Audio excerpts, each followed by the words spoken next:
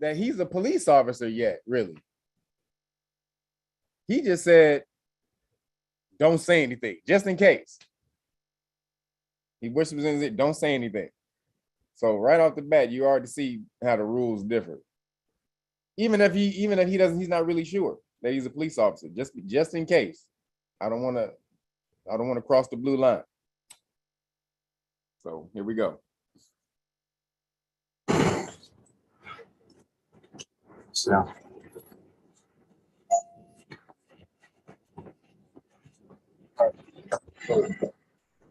It's cool, sir. Of course. We gotta check this car first. There's guns, radios, and all kinds of shit. After locking Donovan in the cruiser, they began an inventory of the vehicle and noticed his emergency lights through the front windshield. Oh, he's got the block right there. He's for real. Jesus. This.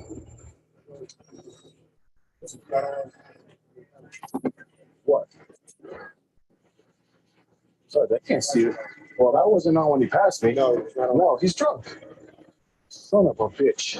Let's find out who's coach. Let's find out who the supervisor is.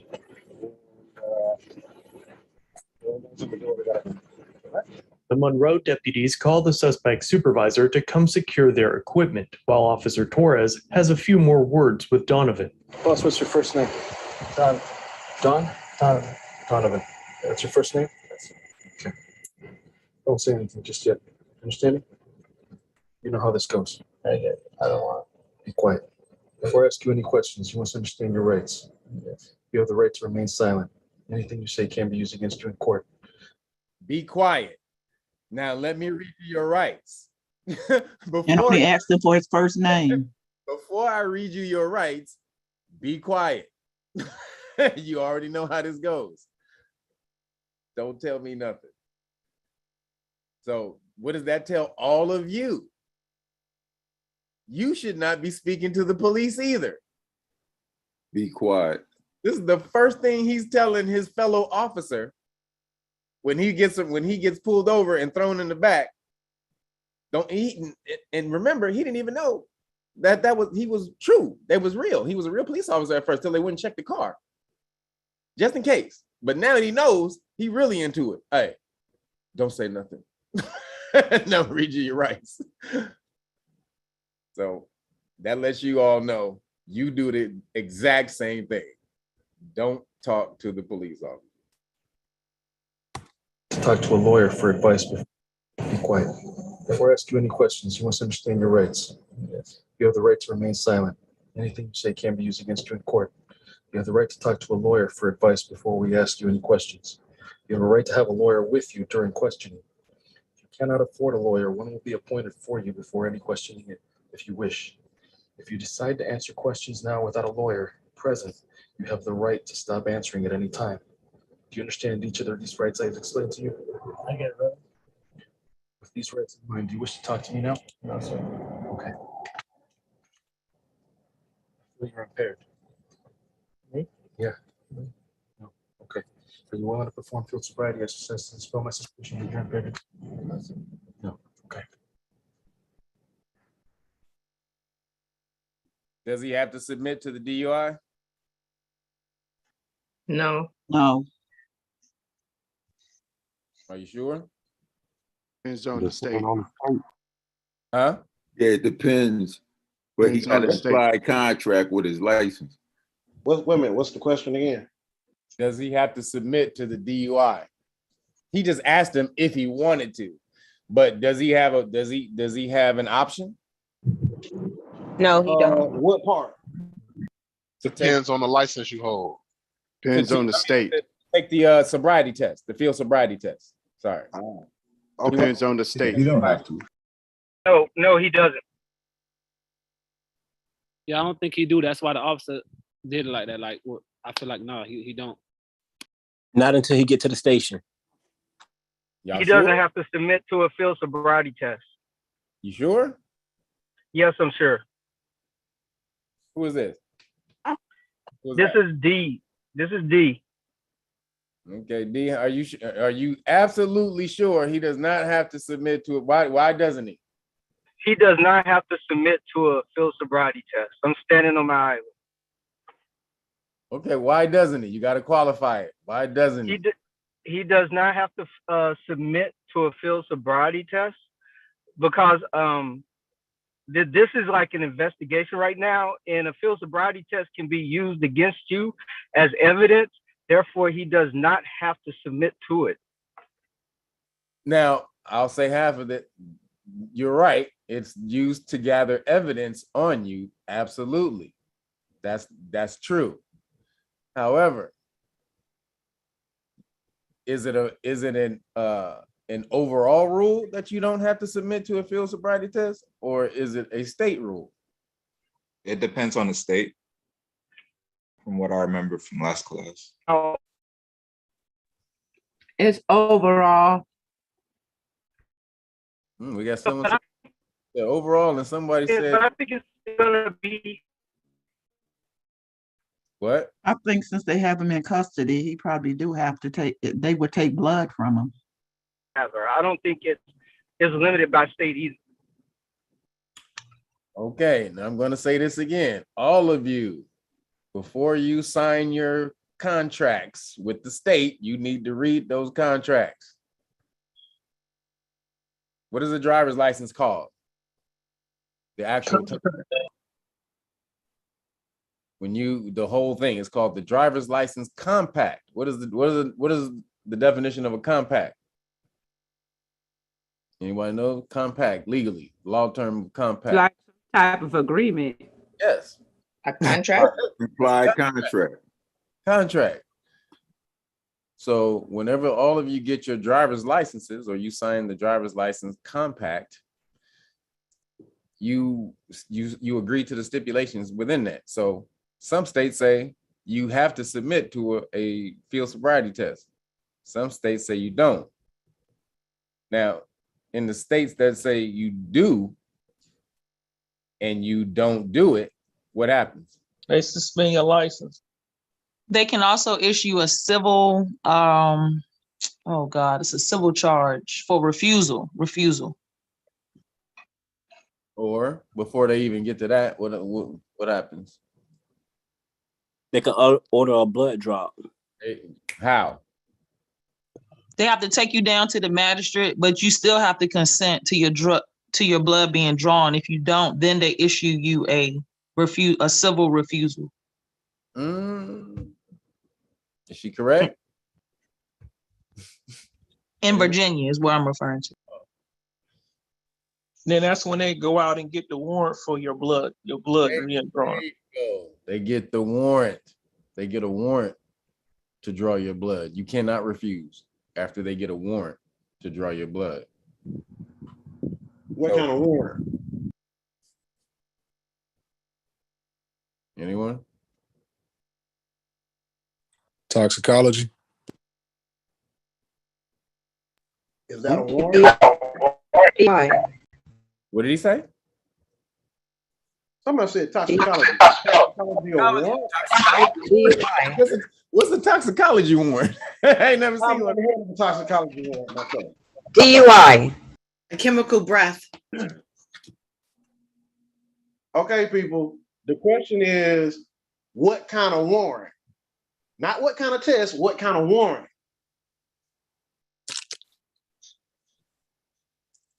Wouldn't it be like a search and seizure type of warrant? Yeah, a search. Arrest warrant. A search warrant. Okay. It's not a search warrant. It's, oh shoot, what was the Mel? Common arrest. Answer the question, Mel. It wouldn't be an arrest warrant. You already arrested. Yeah, they get the search warrant. Because go ahead.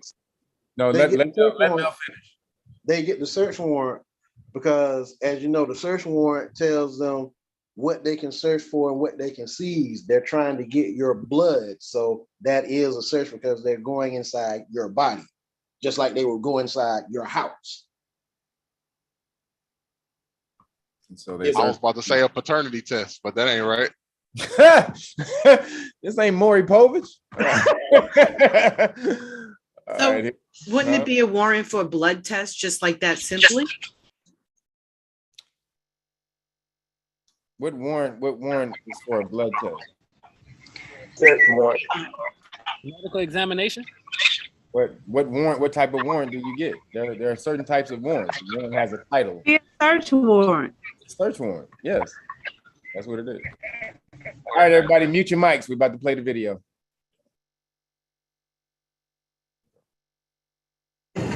Is this an agency vehicle? Yes, sir.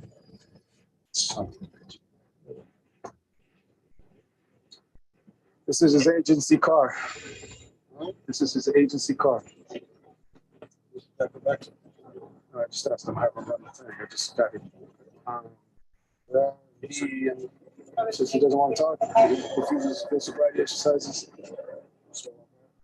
Absolutely, he's fucked up.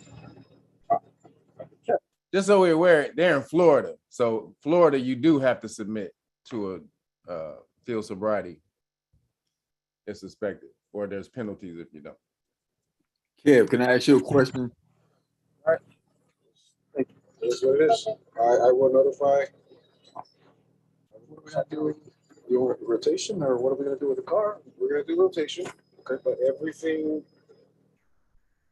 agency related, we need to tape. Sure. However, let me say this: even in states where you have to submit to a field sobriety test, should you do it? No. No. If you sign the contract, if you sign the contract to do it, should you do it? No. If you got a driver's license and in that state or with that driver's license contract, it says you have to submit to a field sobriety test. When the officer suspects you of DUI and says, yo, do you want to do a field sobriety test to alleviate any suspicions? Should you do it? No, you shouldn't do it. No, because they already got the suspicions on you already. They already have probable cause. You shouldn't do nothing they suggest. And even if you pass it, they're still gonna take you to court. Absolutely. And we just saw it, but didn't we just see with the kid, the 19-year-old? Yes. The football player, the Yeah. athlete who doesn't do any drugs or drink or anything, and he was damn near crip walking when he was on the line when he was telling them to do the field sobriety test. He was clowning basically. He was so sober, and they still failed him. Still failed it. He couldn't have been more lucid and articulate, but no. So absolutely not. You make them take you down to, you make them do everything extra that they have to do to prove that you were drunk. You never submit to a field sobriety test. Ever, never, ever submit to a field sobriety test. All right, here we go. Make sure your mics are muted. Want to be responsible for big cars, firearms. Yep. If we can do them solid and let them know that they got all this here, if they have somebody local that can come and pick it up. So I don't mind doing the property receipt. That's not the reason. I'm just saying. It was you was Andy? I clocked him at 107. Got him up to 111. And I know he saw my lights. Oh, yeah. As soon as he passed me. I was directly behind him and he still kept going. He was weaving in and out of traffic. Not on duty, so he shouldn't be running code. Well, he didn't have. He said 111. Did he say he just got up to 111? Yeah. 111. What is that? What is that charge? Reckless endangerment. Or no? Isn't that Super criminal speeding? Reckless driving. Yeah, reckless driving. There you go. So that's reckless driving. Anytime you drive in California, it's 15 miles over the speed limit. It's reckless driving. But this actually, at some point in time, it's actually worse than reckless driving. When you reach a certain speed, you become I forgot the name of it, but reckless it's endangerment is what they call it in Michigan. huh? In Michigan, they call it reckless endangerment. Yeah, that it could be that too. But reckless driving usually covers reckless endangerment. But it's something else. When you drive like 100 miles an hour or something like that, they give you something. It's like on a felony charge. So, but that's not what they're giving him right here. They're not giving him that. They're giving him they're going to give him the regular reckless driving charge. But watch how they try to shave off charges. Like they're really gonna try to help this dude out. You ain't getting none of this help though. Let's just be aware. None of this help is coming your way. They're gonna try to do backflips to help this cat. Which is why you need to learn your rights. Here we go. The lights were not on. No, those lights weren't on when he passed me. And if they were on now, I couldn't see them because they weren't facing me anyways. This one's when it like fell down and it was. Oh, I just realized there's a donut on the back tire. On the back. Yeah, the regular one's inside. I thought that was just a full size spare. Holy shit! Did he hit something? Oh, that looks fresh. Did you see this over here? No, it's all up. I think he hit something, dude. Look, that's all fresh. So fucking chocolate. Somebody rubbed it. He probably was like, "Oh shit." Yeah, that's probably what he did. Oh, dude, look at the front mirror. Oh my god. Look at that tire. Well, look at this one right here. Oh, dude, yeah, he smacked something. Dude, yeah, this doesn't make no sense. Oh my god. Well, how long has he been riding that with this? It's slick. The whole thing is slick. How fast does those tires wear out? 130, 115, I don't know. Probably pretty fast, but not that fast. Well, they're only rated for a 50-mile radius, aren't they? That's why. Just so we're aware, that's actually another charge that you would get for driving with that ball, in California anyway. You can't drive with your tires like that for that long. So that would be another charge. That would be the same thing in Georgia too. So they're not gonna even give him that though. Why? They're not even mentioning that one. They should be piling charges up on this dude. Watch how they try to help him. He's been like on it for a while, probably. Oh. I don't think the department would let that happen, dude. No. But he just said he didn't want to talk to nobody. Original speed was 107. He got so far away from me after I turned on my lights that I couldn't get a speed. Once I got close enough, when he was still fleeing, it was 111. That was the top speed that I was able to report. He was ready for me. I don't know, he would have expected me to where I was at. I was at work for the store. I know. Everything's all right. Everything's okay. Let me get some stuff to bag all that stuff.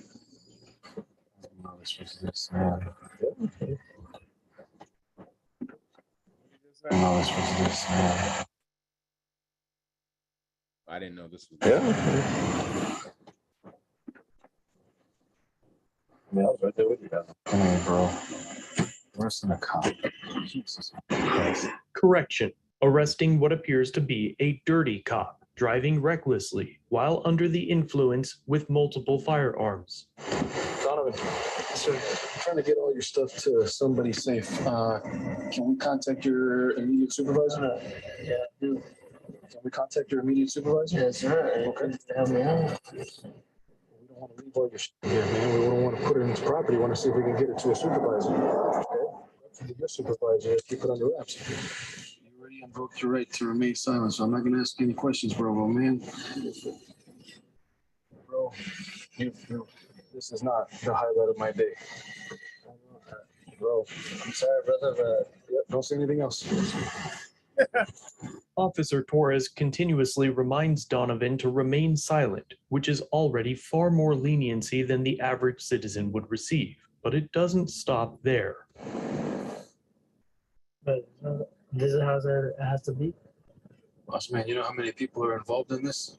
I get you, bro, but like, bro, we're supposed to take care of our own, bro. Yeah, we are. Nigga, like, I've been doing this shit for 6.5 years, bro. And if I keep to your county and I put you in this position, Yeah, I'll take you home. Like You take me home.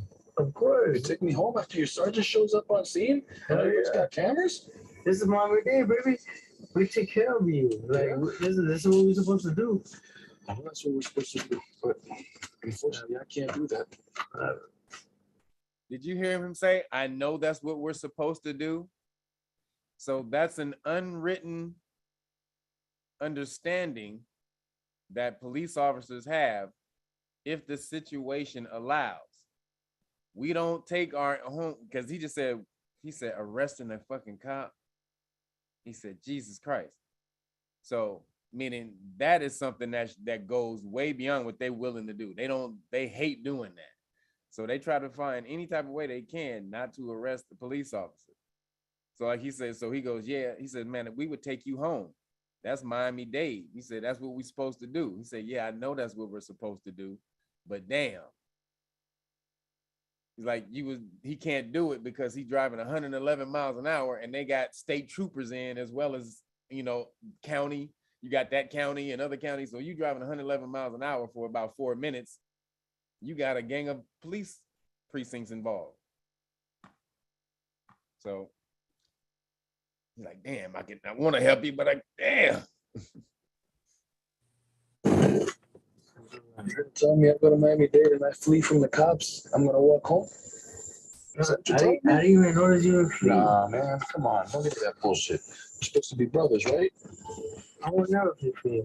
That's why I pulled over. Trust me. Yeah.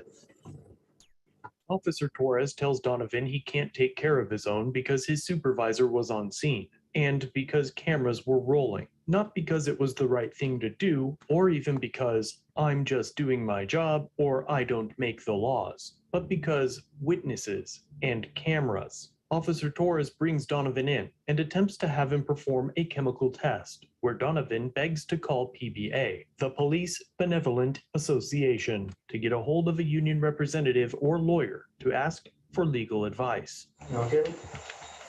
So just to be clear, so usually what is usually going to happen if they don't, if you don't do a field sobriety test, like, and what I mean by field sobriety test is when they have you walk the line and put your fingertip on your nose and all of that type of stuff. If you refuse to do that, they'll most likely try to give you the breathalyzer, which you can also refuse. But then that's when you're going to get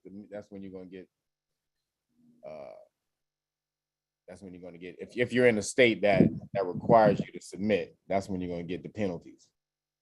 Which breathalyzer are you referring to? What do you mean? You talking about the one at the station? Yeah, the one at the station. They'll give you the one at the station. Okay. Because I thought you were talking about the portable. Well, no. So at the police stop, remember, police have wide discretion. So if you refuse the field sobriety test, a lot of times they may give you the breathalyzer.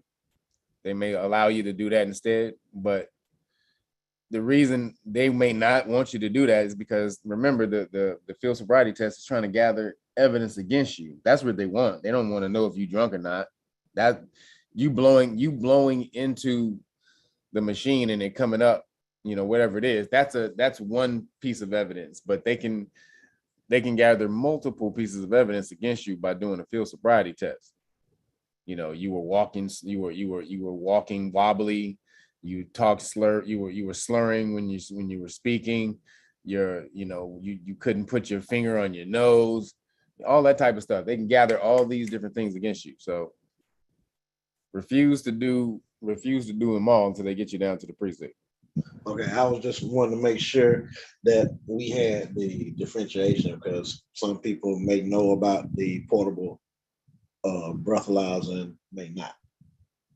Word. All right, here we go. Oh, I can't turn off my camera. Come on.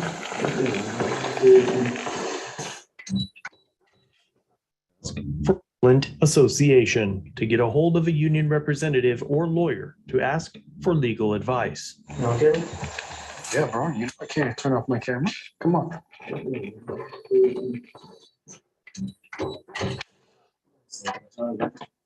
Listen, boss.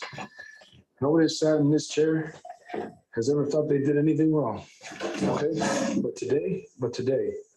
Today, I'm not gonna listen to any shit about how I did this. Okay? All right. Just have a seat, boss. All right.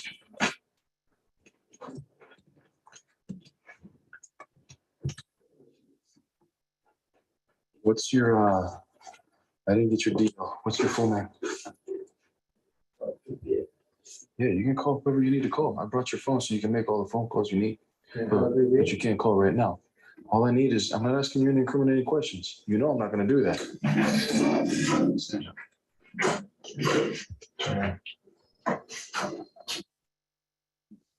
I hope you guys are paying attention to why you need to learn the goddamn law. Look at what's going on right here. You know I'm not going to ask you any incriminating questions. You know that. So I want you to understand, they're showing you what they do to regular people. What he's not doing to him is what they do to regular folks.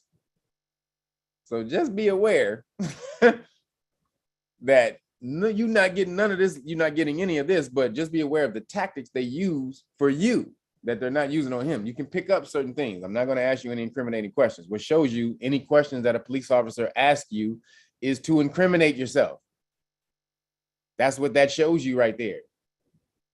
No question a police officer asks you is because he's trying to be cool and nice. Maybe 1% out of 100%, out of 100% of the time, maybe 1% of the time, a police, you may find a cool police officer, you know what I'm saying? But most of the time, they're in their procedure. They procedure. Even then, Kev. Huh? I said, but even then, you still don't say nothing. Shit, I don't give a damn if you being nice. Exactly. Exactly. He could be the Mr. Rogers of police officers. Yeah, you don't say nothing. But so here we go. We're not gonna watch the whole thing because I'll explain what happened, because I just wanted you to see a certain amount, you know, how they let the police officers off, because we have a few other videos to get to, but I want you to see the, you know, how much he really does help this guy or tries.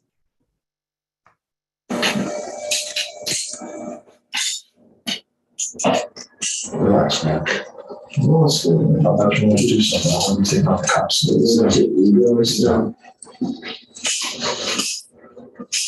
What are you charging on? Sorry? What are you charging on? Fleeing. DUI.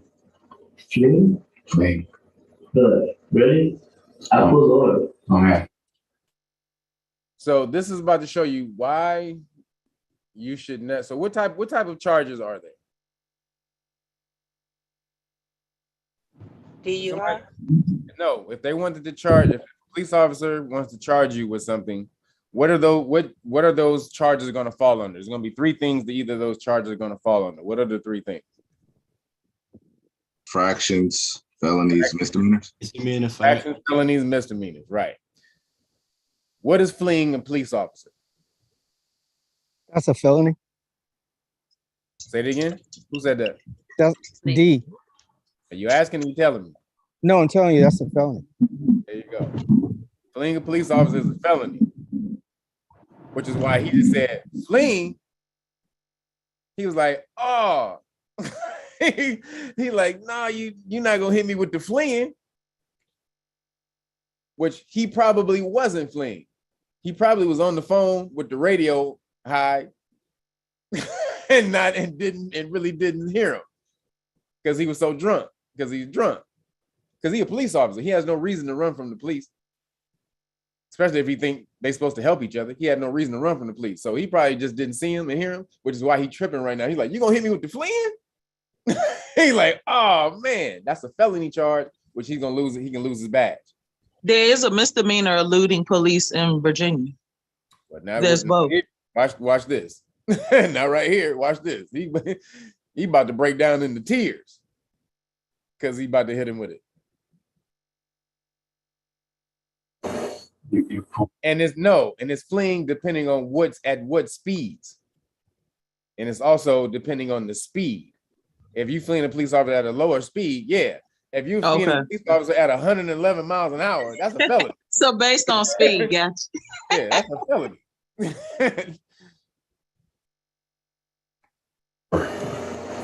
After almost 5 miles. I didn't even notice you, bro. Okay. I'm sorry about that. I pulled over as soon as I noticed it. That's Man, you know that I want to talk to you. But you're telling me that you don't want to talk with me, but now you're talking with me. So I don't know what it is that you want me to do. Okay? I'm trying to level with you. Yeah, I pulled over as soon as I saw the light. Literally. Okay, so boss, this do you exercise your right to remain silent, or you want to talk with me? That's crazy. Okay. Look at it. Can I call my legal help? Just to make sure I do the things right. I've been going so consistent. Okay, boss. You don't have too much more time on than I do. I get to it. Right? Okay, so what is it you're at? What do you want me to do right for you right now? My legal help. Okay. I just want to do things the right way. All right. So right now, I'm not going to ask you any questions. I'm not going to do anything other than ask you to provide a breast stamp. Okay.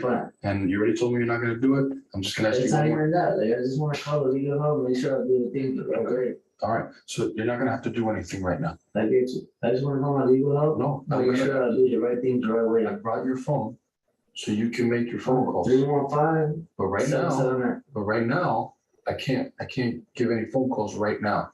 Okay. As soon as we're done here, you can make whatever phone calls you need. That's why I brought your phone. Makes sense? You're trying to book me before you're calling my legal. You're not being booked. If my legal tells me to blow, I'll blow. Like I just want to be able to call them. Okay, boss man. Here's what we're gonna do. 315. Stop. Give me just a second. I gotta get it. All right. You realize that nobody else in this room gets this, right? All right. So, what's the phone number? The phone number? Hey, you said 3. You were giving me a phone. So he says, you realize no one else in this room gets this treatment, right? So we get it. Popo, number one. They help each other. We got it. Blue line is first. So or whatever they call it, thin blue line, whatever the heck they call it. So he's in there and he's saying, yo, let me call my legal help to see if they authorize me to blow to do it. Now he's different. He's police, he's law enforcement that's been caught in something, which is different than you.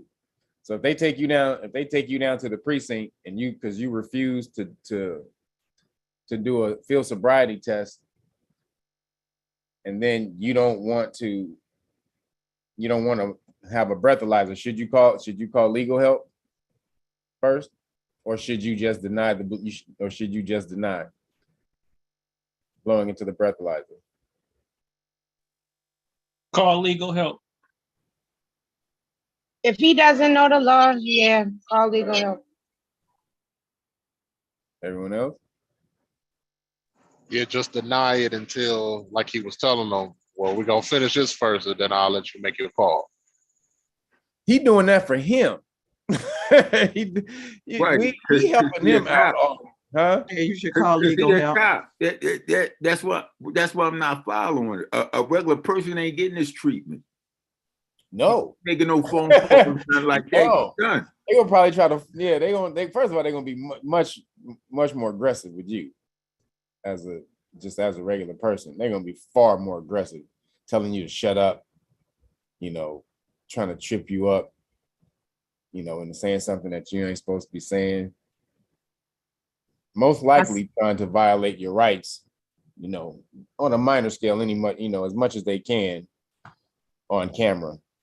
So yeah, you're not going to get any of this type of treatment, which is why. See that. I see their aggressive tone and profanity use look like it stopped after they found out who he was. Oh yeah, you see how they were? Yeah, they were all getting ready to gangster up on him before they found out he was Popo. He was the police brother. He was in the Brotherhood. It's like, damn. because on the low, they'll talk about this in their circle. They'll talk about this. This will get talked about. Could you have helped them? None of these police officers want to be seen as a snitch on any of the other ones, which is why we have so many of the problems that we do, because either if they're not doing the bad stuff, then they're not going to be the snitch because of that, this thin blue line brotherhood thing they got. So, excuse me. Now, Kev, with the camera being on and everything, the arresting officer, is he incriminating himself for charges? Kinda. Kinda. I mean, but not really, because he's just stating he wants to help him. He's not stating that he's not doing anything really against the law. Remember, police officers have wide discretion. They have discretion.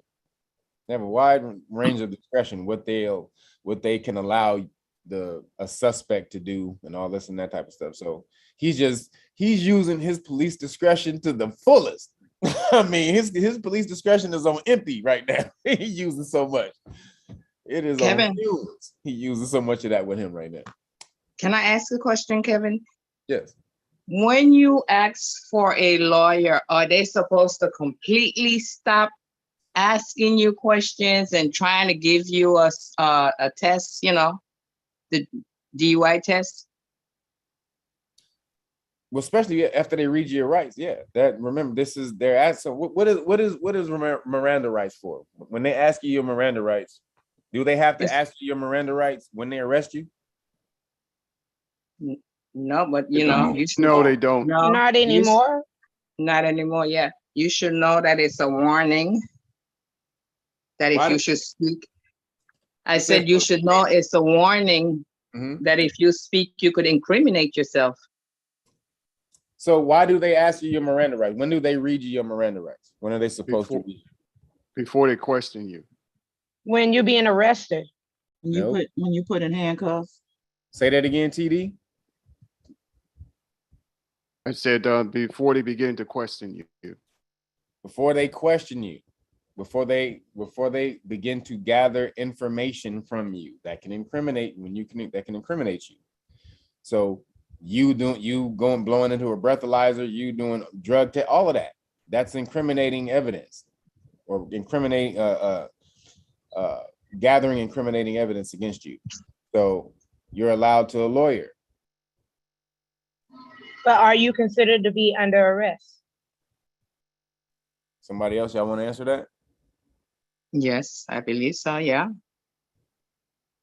They put handcuffs on you and they take can call you in for questioning and you not be under arrest though as well, because they might got you as a suspect. Wait, say that again. I said they might call you in for questioning because but you're not under arrest, but you're a suspect. So somebody said your name or something like that. So they call you in to question you. When the police take you into custody, what is that? That's an arrest. You're arrest. That's an arrest or detainment. They can't question But I'm saying, you. but they don't always question you just because. You get what I'm saying? Like a detective might. Yeah, but that's not taking you into custody. But I was that's calling you down to answer some questions on your own consent. On your own consent. When a police officer handcuffs you and takes you into custody, it is technically an arrest. Now, even detention, even when they detain you, that's technically called an arrest. And they don't read you your Miranda rights if you're not under arrest, but they can question you. Can they? Yeah. So say that one more time. I said, hold on, let me get it together. I said that they don't have to read you your Miranda rights, but they can still question you. When what? When they have reasonable suspicion. No, so say the whole thing. Like when they detain you. You talking about when they detain you? Yes, when they detain you, but not under arrest in that area. That smoky area. That smoky area, yeah. Before they put the handcuffs on. Yes, they can ask you questions all day. Right, but they don't, and I was saying too that they don't have to read you your Miranda rights at that point. No, they don't. They only have to read you your Miranda rights when they take you into custody and they want to question you. Yes, that's what I was. Yeah. Yes. Okay, I'm done. All right, here we go. You saw it, like, I'm sure your partner has it. I don't have your phone on me. It's in the car, bro. I know, but I'm sure your partner has my legal. You want to call? Can you search up like the contact? You want to call PBA? That's what you're saying? Want to call PBA? All right. Okay. If you can, please. Look out. Donovan continues asking for legal help. Offenders in this position are almost never afforded this opportunity, as your right to an attorney does not attach to the contractual obligations to submit a chemical test when required by law. As a licensed driver in Florida, Donovan has already consented to the test and was not entitled to the advice of an attorney. As a sworn law enforcement officer, he of all people should know this. So in states where you've already signed the contract that says you already give up your rights. Again, this is why you sign every driver's license contract. Anytime you get a driver's license, you sign it what? All rights reserved. Rights reserved. All rights reserved. If they let Without you, prejudice. if they accept it. Or no, they have to accept it. Without prejudice. That's Without your right. prejudice. Without They prejudice. can't tell you you can't do that. Yeah, they can't He tell told you my daughter she couldn't do it. what on the screen or on the contract. Must have been on the screen. Must have been because they don't have paper no more here. That's wise. People trying to. When you go, wait a minute, hold on. When you go in, they're supposed to make you fill out an application for a driver's license first, and then She did it on the application, but when she went to get the card, that's fine. If she did, okay. She should have took a picture of it though. She should have took a picture of it because if they pull up that's all they need to pull up. That's the original contract. Is the application. Gotcha. Yeah. So if you sign when you go into the DMV and you fill out the application for a driver's license or an ID, that's the contract. That's where you sign all rights reserved without prejudice. And then if they were, excuse me, then if they were to ever challenge you and say, well, you've already signed over your rights, and you can say, well, produce the contract. I reserved my rights to be able to blah, blah, blah, blah, blah. So that's why you that's why you put all rights reserved. Gotcha. Because if he had done that, he would be able to call a lawyer. But they're saying because he didn't do it, he doesn't have the right to call a lawyer. He gave up that right with the acquisition of his driver's license. When he acquired a Florida driver's license, he signed that right over. All right, so here we go. Sir Torres makes a single unsuccessful attempt to contact the PBA. He even searches PBA's emergency number, but is unable to find one, and Donovan tries to talk his way out of charges. We don't have an emergency number here, boss. No, Okay. Well, I'm not going to ask you any questions, but I will tell you, this is not an incriminating question. I'm telling you. Every agency has a certain policy, and I don't know what yours is. Every agency has a policy on whether you get arrested for DUI and whether or not you blow. I don't know what yours is, so. What are you telling me? If you ain't really? Yeah. That's good. That's almost. That's good. Lost. There's some decisions that I don't get to make. Man, no, there is. No, there's some that I can make. There are some that I can't. Yeah. Okay. I know. It's ridiculous, but like, I pulled over. Yeah. Honestly, when I noticed that shit, I feel it is what it is. I get it. I understand that shit. I pulled over, but she ain't really wrong. Like, you know, I ain't. She ain't doing it. Like, I literally pulled over. Come on. Can you contact your partners and give my PBA rep, please? They don't have your phone. Your phone is in my car. It's parked right outside, remember? Yeah, my phone, but like Your phone my is in- badge and my all that shit. Okay, well, we're trying to figure out. Yeah, we're trying to. That's all I'm asking for. That's all. Listen. We're trying to get all your agency stuff into good hands, so that we don't have to put it into property. Make sense? They're doing dirty with that trade. Doing you dirty. Also, I told you I wasn't gonna listen to any sort of that nonsense. Okay. So never should. Okay. I would never do that. Okay. Missing me, like whatever. But you know what the fuck is that? That's literally like you trying to launch it, bro. Bro, literally, that's doing it dirty, bro. Bossman, you I have get your job, whatever it is. three cop cars behind you. They literally lit you up right next to you. They lit you up next to you. And you still kept going at 111. Next to you. Next to you. And I pulled over, right? No, bro. No, you didn't pull over. You went for another 3 miles. And what's 3 miles? Literally, right there, right? I literally saw the next turn. Go pull over. Listen. Cállate. No digas más nada. But I literally Don't pulled say, over. don't say anything else. I literally pulled over. Don't say anything else. As soon as I saw the red and blues, pulled over. That's all. All right. But you know what feeding and looting is. I would hope you know. I would hope you know, like, bro, I've been in games for 3.5 years. I know what feeding and looting is. Okay, boss.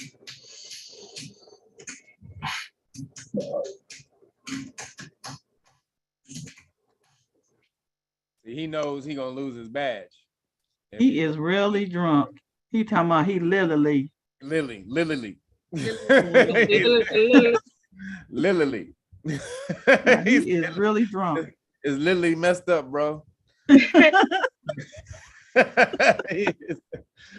he is. That boy is toe up from the floor up. But you see, he ain't so drunk where he's still trying to get him to drop that fleeing charge. He still understands fleeing in his drunkenness.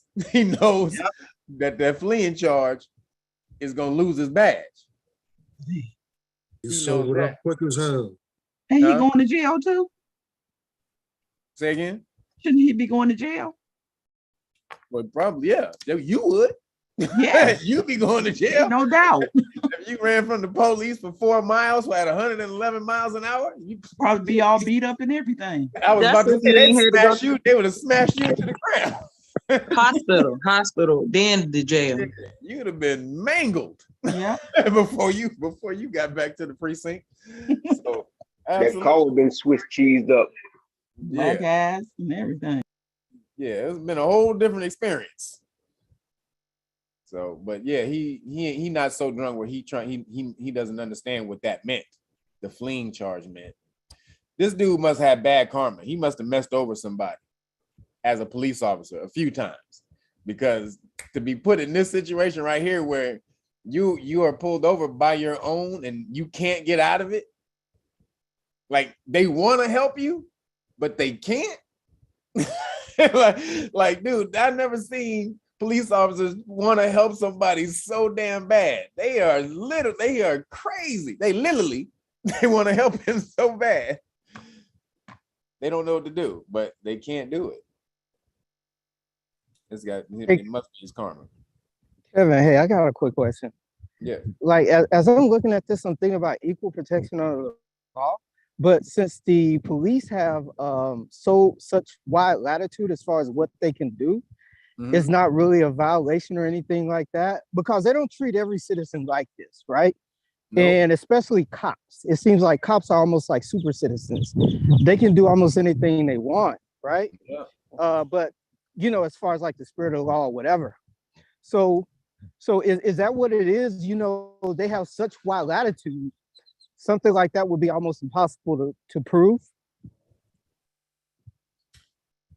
Well, first remember, police have a wide range of discretion. That's their leeway. That's their loophole. They have discretionary power, which means they can, in a lot of cases, they can charge they can make the charge, or they can, hey, somebody, you guys are marking over the, don't use anything. Don't use the pen.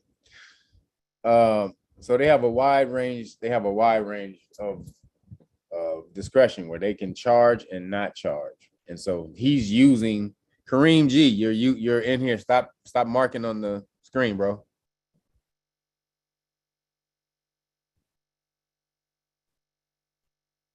Kareem KG. Who's the moderators? Y'all gotta handle that.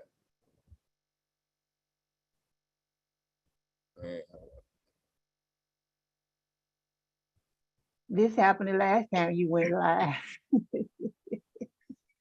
Yeah. Kevin, Yeah. it's something to do with the Fourth Amendment for the ignorance of the law. Oh, hold except up. if you're a cop. Hold on real quick. Kick Kareem out of here. Mel.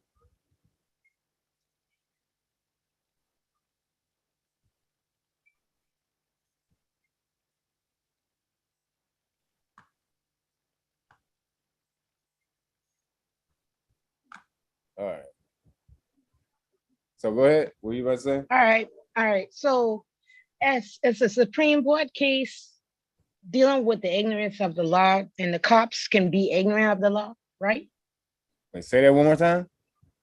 So there is a Supreme Court case, but I can't think of it, that says something about cops can be ignorant of the law. They can be ignorant of the law?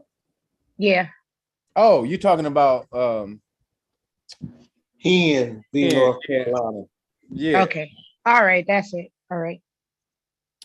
Thank you. Yeah, but it's nuanced. It doesn't just say they can be ignorant of the law. It means they can make a mistake of fact. It doesn't say they can be ignorant of the law. It just says they can make a mistake of fact of the law, which is different.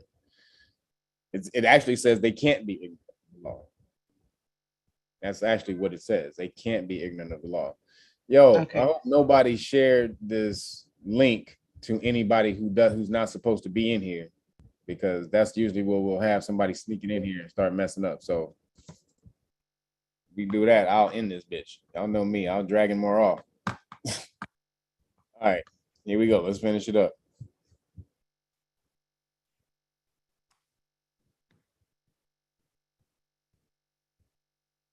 Oh, so real quick, it says, so just let me finish that thought. It actually says the opposite. They can't be ignorant of the fact of law, meaning they can make a mistake of fact, meaning they thought the law was one thing, and if the law changed, they still thought the law was this, but then it's not, so they just made a mistake.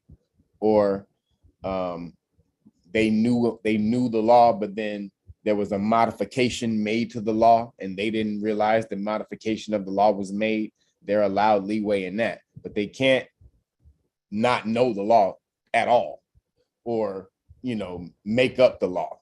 Be just making it up as they go along. They can't do any of that. So it's very nuanced. Hold on.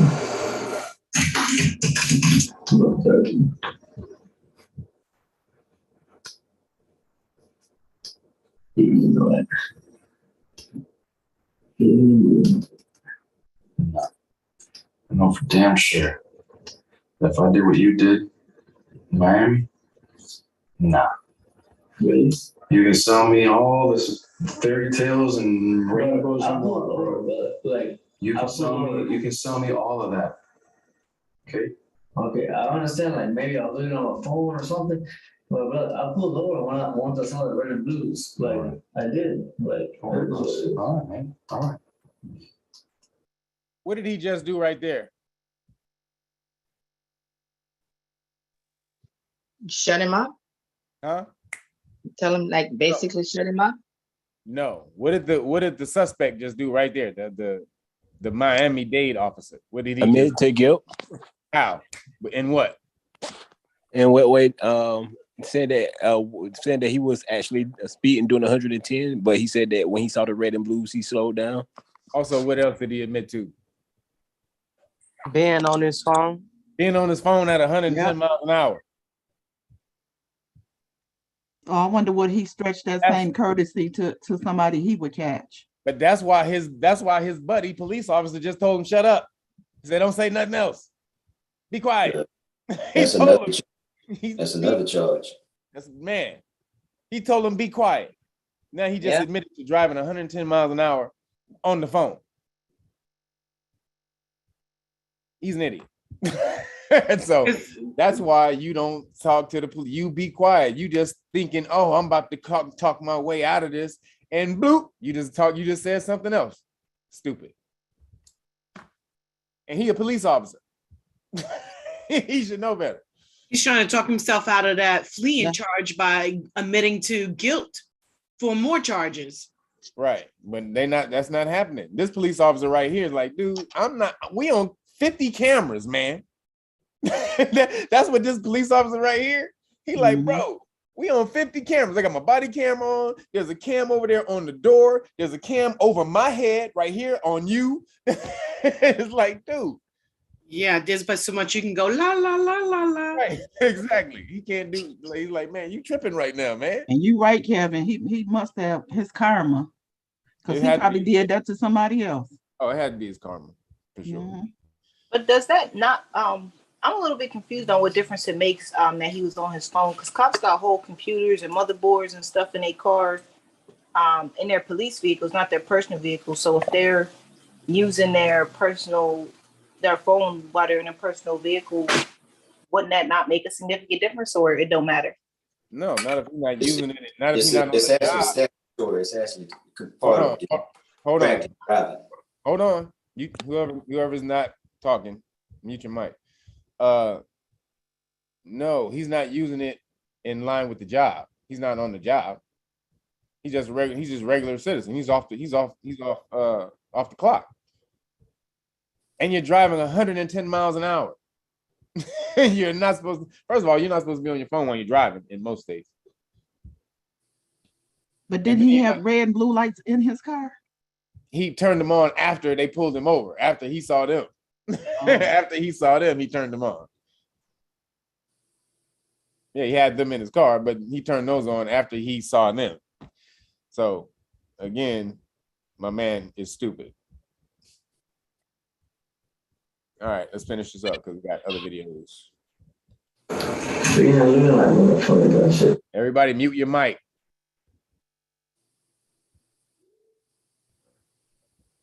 I like doing me dirty, bro. You think so? Really? Okay. So what am I supposed to explain to my supervisor, my sergeant, the sergeant that was on scene? What am I supposed to explain to that person when they ask me? But you did arresting me, brother. Yeah, exactly what you're doing. You're arresting me. Explain to him. That's it. Literally. Like, I didn't mean that. You know, I ain't no douchebag. Oh, bro, like really feeling this home. That's dirty, bro. That's dirty as fuck. You know, like, I ain't no douchebag, bro. Boss man, just do me a favor. Don't say anything else, okay? I'm just saying what I feel. Okay. After Donovan's tactics literally failed to pressure Officer Torres to drop the fleeing charge, he attempts to gain the officer's sympathy, first by his motions to symbolize the Holy Trinity.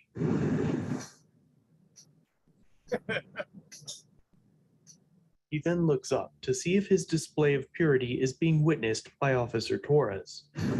Showing no signs of swaying Officer Torres, Donovan now tries to evoke sympathy from his captor by crying.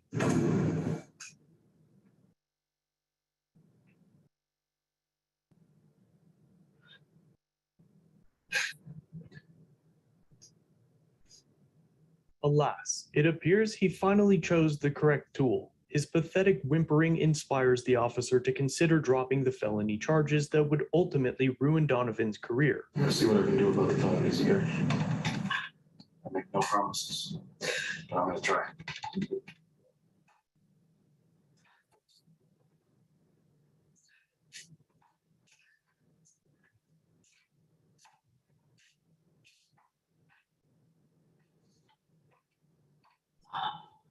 Crying ain't working for your ass. Believe that. How many niggas done cried right in that chair and nothing has happened? Well, again, you got some Latino brother thing going on here too. And then he wiped his tears away. Because he literally crying. He literally. Hey, Kev, you seen how he looked at me before he started? Yeah, he had to get them tears welled up. You right, had to feel that emotion. I thought this boy was about to say molecular in a second. He's in the Timmy tight top. But yeah, he is putting it on real thick. And also they Latino brothers. So he's talking to him in Spanish for a second, letting him know. Yeah, man. He's trying to help him in every single way possible. Hopefully he understands Spanish. Huh? Hopefully when he's speaking Spanish, he's hoping that he understands. It'd be funny if he didn't. That's funny. Because he might not understand Spanish. Yeah, well, he don't speak English too good, so maybe he do. Maybe the English Spanish is his first language. he literally don't understand what he's talking about. All right, let's finish it. Eventually, Donovan is read his rights and he refuses to blow, but Officer Torres offers Donovan one last favor not offered to the general public. We're gonna go to my car now. I'm gonna listen. Listen. I'm gonna go to my car. I'm gonna give you your phone. You're gonna try to get a hold of the TVA. All right? If they tell you to blow, I'll bring you back in here. And if you're willing to blow, you blow. Make sense? Yes or no? Yeah. All right. If that's what you want to do, go ahead and get in the back seat. Don't look close to the door so I can give you your phone.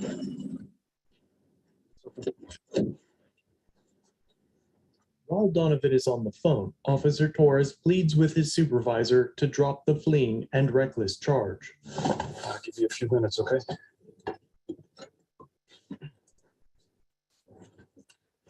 This is a police car, right? You remember this is a police car. This police officer right here, the main one, he funny. He on point because he is not at any point in time really incriminating himself. He's showing that he going way above and beyond that that he would never do for a citizen, but he's still not showing that he broke the law. He's breaking the law. So he goes, you remember we're in a police car, right? Is it recording? Remember we're in a police car. That's all I'm saying. You know what that means. So it's hilarious. He is really trying to help this dude.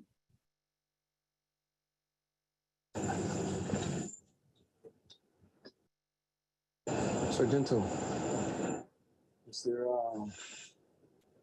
any chance that I could just hit him with the DUI and not necessarily flee? You're not on video. You're not being recorded. I'm listening to you privately. Yeah, of course. But what does he say to charge him with? All right, I got fleeing, I got reckless, and I got DUI. Okay, I'll keep the reckless out. I didn't ask any. Did y'all hear what he said? Yeah, he said he's keeping reckless off. Reckless out. Kicked the reckless off. He kicked the 111 miles an hour for 4 miles. Actually, he was driving before that because he passed him. He was going fast. He said he clocked him at 107 or some shit. Yeah, that's what he said. So, damn. And he gonna let go of the reckless. Now that shows you, man, you can't do what they doing. Obviously, your protection. You don't got Officer Do Good, Officer Homie. He not gonna work for you. So you have to bone up. You have to know your rights. You just have to, because this is crazy. Yeah, I mean, this is actually the most help I've seen a police officer try to give somebody. We've done this is 119 classes. This is probably the most I've seen a police officer help somebody. Wow, that's Officer Blood. Right. Officer, we Latinos. And if I know I'm gonna get cursed out by my mama if she see me send another Latino brother to jail. All right, here we go. Hey, KD. A question here. If something like that happens to anybody here where you get pulled over and you're doing, excessive miles an hour, 20, 30, 40 miles over there, it's the speed limit, and they get ready to take you in, because they probably will want to try to take you in, can you then ask to see a magistrate? Depends on what state. I mean, magistrate is dependent on your state, depending on what it is. So also it says if you're arrested for something that's determined not to be a felony. So that's in California. So if you're going 111 miles an hour, excuse me, on the phone and something else, that's possibly, depending on your state, that's going to possibly be a felony. But 111 miles an hour, that's, fleeing 111 miles an hour, that's going to be a felony in most states. And so plus, I'm sorry. Just real quick, you're probably not going to be able to go see a magistrate after you do that. And plus, when you in the wrong, no, you don't want to go see no magistrate. Well, no, you do. You always want to go see the magistrate. Why? Why do you want even when you're wrong? Absolutely. Oh, Why? Okay. Why do The you magistrate will give you some time to go set your case up and all that. There you go. Oh, okay. You get time to say, you don't have to plead. When you go see a magistrate, you don't have to plead. You don't plead guilty or innocent. They give you a certain amount of time to set your case up, which is usually in California, it's a week. You have a week to present your case. And then once he calmed down and not drunk and get a hold of his faculties, if he was able to do that, he may be able to come up with a good excuse why he was doing that. But again, it's felony. It's felony fleeing. So he can't go see a magistrate. So if he had said he was in pursuit as an off-duty officer in pursuit of a criminal or a suspect, he gonna have to. You know how much he gonna have to do to prove that lie? Come on, that's he went over to CB, but the radio was off. Girl, you are funny. You came up with a whole scenario for this boy to have to have a background story on and all kind of shit. Nah, he ain't doing that. But here we go. Invoked his right to remain silent. He's been talking, but he hasn't said anything that was of anything, and I told him, oye, quédate callado. Ya, cállate, coño. Just don't say anything. Because I don't care. I don't want to know. It's just going to come up even more.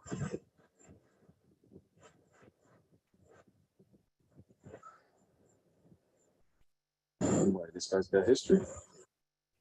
Yeah, no problem. While Officer Torres tried to talk Donovan out of the felony charges that would remove his ability to be a law enforcement officer, Donovan makes a few calls himself. Yo. Call the PBA for me, please.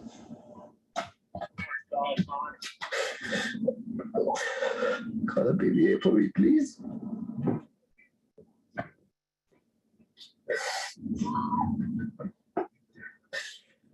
Call the PBA for me, please. Just call the PBA for me, please. I don't know. I tell them to call me because I don't know whether I want to blow or not. Please. Bye.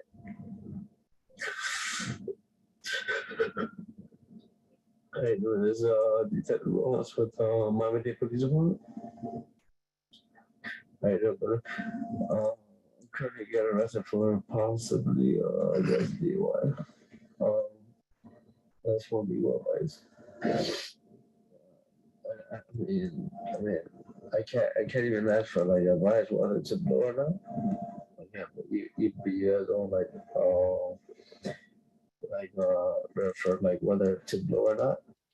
Why can't he give him legal advice to blow or not to blow? I don't know who he's talking to, but that person would be liable, right? That's the police That's the That's the PBA. delegate. Yeah, the delegate. Oh, it's a delegate. Okay. Wouldn't they be responsible? No. No? Wouldn't who be responsible?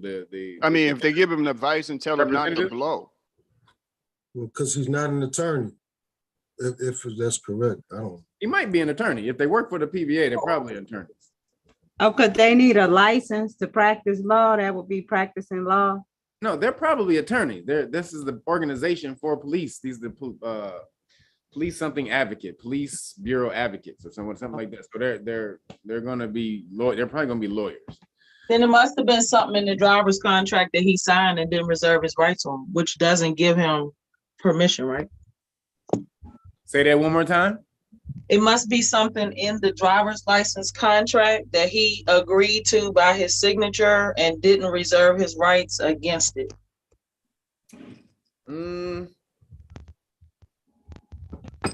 Observation. Okay, that too. But when we covered that when he said he signed over his rights in the contract. So what does that mean? When we said he signed over his rights when he got the driver's license contract, what did he agree to do? Breathalyzer.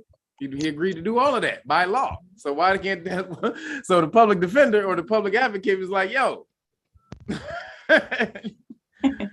you signed the contract, bro. Break the law. Yeah, I can't advise you break the law, man." You Like, what blew you it, doing? now you got to blow it. Yeah, like what you doing? Don't call me. Is it too late? Is it too late for him to rescind his signature? No. What do you mean? On his driver's license contract? Nah. I don't understand why you crying. I'm just. I mean, oh yeah, it's too late. I mean, yeah, it's too late. Oh. Okay. Yeah, it's too late for sure. Yeah. Perfect prize.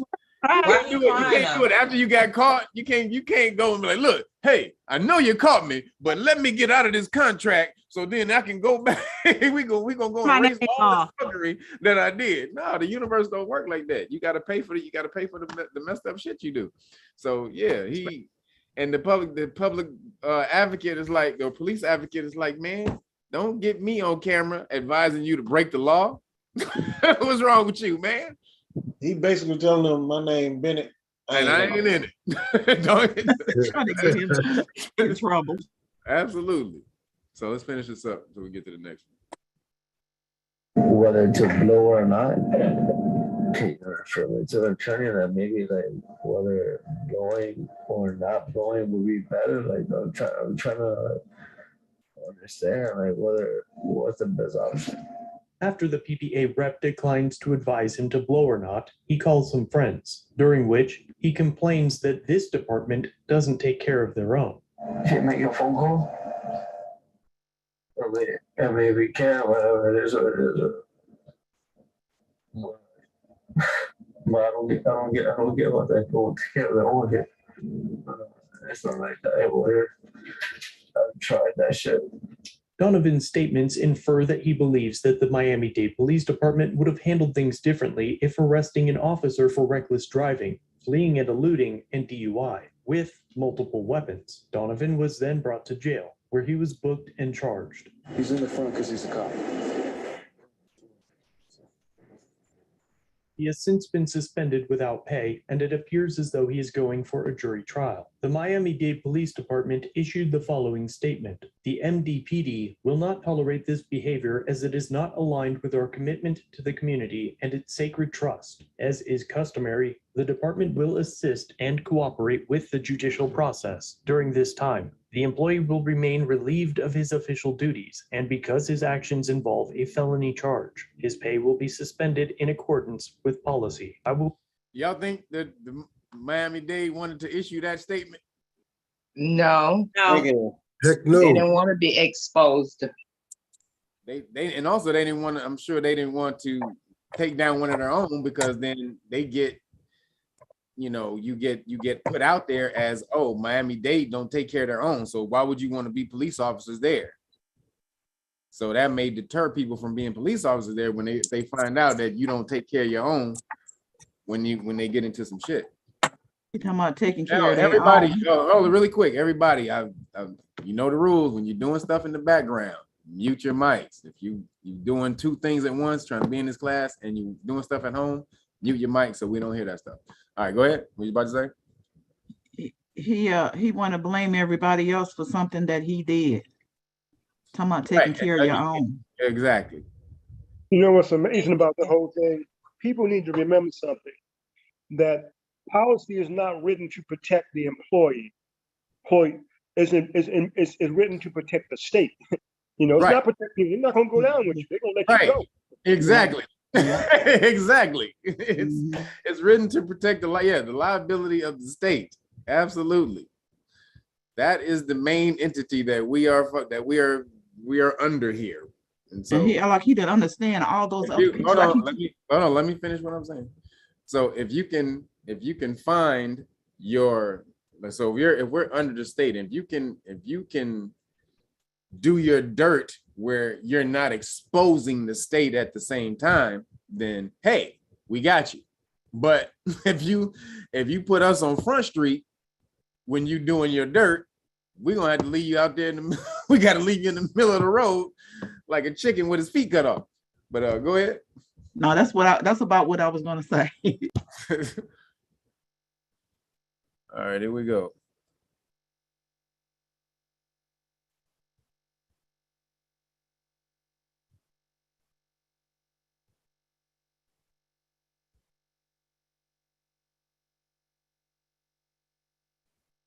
Hold on. All right. So this is a video that we actually saw the first week that we did police stop law class. The very first week of police stop law class, we showed this one. So we're gonna show what happened after this stop happened. Also, I'm about to show you some other stuff that we're about to cover about the Fourth Amendment seizure. So, but I want everybody to pay attention to the mama. Shout out to all the melanated mamas out there who ride for their kids. Watch this. This is an all-time great. Here we go. Yeah, quit doing the clenching your fist thing. Quit with the attitude. He's not giving you an attitude, and I'm not giving you an attitude. You said you were following him the whole way. Luckily enough for you, everything was captured on body camera, okay? No, luckily enough for you. You're trespassing on private property right now? It's for sale. I'm not going nowhere. The jury, your attitude, okay? So bring it down. Welcome back to the Lackluster Channel. On August 9th of 2018, Tayon Lee was driving through Louisville, Kentucky. After making a right turn, Officers Crawford and Hellard initiated a traffic stop on his vehicle. Officer Crawford alleged... Really quickly. Now you watch this left turn. I want you guys to see if there's anything bad about this. About this right turn that he just made. Watch this. Tayon Lee was driving through Louisville, Kentucky. After making a right turn, Officers Crawford and Hellard initiated a traffic stop on his vehicle. Did that look like anything that he did wrong? Nah, he put on. No, there was no yield sign, so. No yield sign, nothing. All right. So had his blinker on. Had his blinker on. Looked very correct to me. Before he got to the corner, before he got there. All right. So just be aware of that. And here we go. Alleged that Crawford and Hellard. And this is why we have to teach the children their rights. This is a young cat. He's 18. So to me, he's a child. I know in the law, I'm an adult. In the eyes of the law, he's an adult, but to me, he's a child. And to his mama, who rushed out there, he's still a child too, as y'all saw, as you're gonna see. Even if he's 80 years old, my baby, goddamn. Yeah, exactly. Here we go.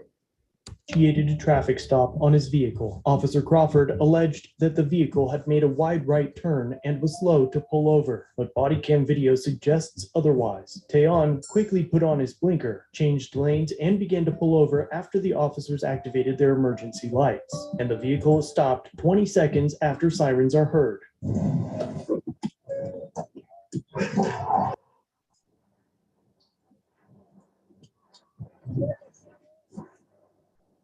I got it. What's going on, man? You know what I'm stopping you for? Man, when you turned on here on the Dixie, 18th Street, you turned in the far left lane, you're supposed to turn in the right lane. He turned in the far left lane. What? He was damn near on the curb when he made the turn. That's crazy. Now, this is why you need what? Everybody in this class, you should. What's rule number 1 before you leave the house? You're supposed to have what? Dash camera. Dash cam. There you go. Body camera. Dash cam or body cam. You should not be leaving the house at this point without a dash cam or a body cam. A dash cam would have shown that he made the correct turn and would have crushed this whole damn stop from the jump. When the police officer got there and saw he had a dash cam, the police officer wouldn't have been able to lie, but he just drummed that up real quick. So this is called a what type of stop? Unlawful. Nope. Pretextual stop. Pretextual stop. What's a pretextual stop? Can you hear me? Yeah. Oh, they stopping you for what they try to say is one thing, but they really after something else and looking for, want to search or find something else, like drugs or something. Right. When a police officer stops you for a minor traffic infraction, but they're looking for something bigger. But they use the smaller or minor infraction, traffic violation, to look for something bigger, to apply it to something bigger, or to see if you're guilty of something else. So absolutely. So let's watch. My man is he's smart though. He not a dumb little kid though. Like he's an 18-year-old. He's smarter than the average 18-year-old. He has his wits about him. And as you can see who his mom, when you're about to see who his mom is, you can tell why he got a little fight back. But here See them. Huh? What you say? Saying you see those hands on the steering wheel. Yeah, that's what I said. He got his hands. Yep, he knows he has his hands in the right place. Absolutely. Mama taught him. Yep. Also, equipment violation, traffic violation, or equipment violation. What? When you said they pull you over for. Oh yeah. Oh yeah. If you don't have a light, yeah. But to me, that's a traffic violation. That falls under that. But yeah, because it's all under the traffic laws. So, but just so you know, his mom is on the phone right now as he's being pulled over. He called his mom, so she's listening to everything that's going down right now. So watch this. Here we go. Before we continue, I want to introduce you to blood screening Kingdom World. For example, and now Taeon has provided the requested documents, is being polite and against all advice, even answering questions. And now, just 2 minutes into the stop, Officer Crawford removes Taeon from the vehicle.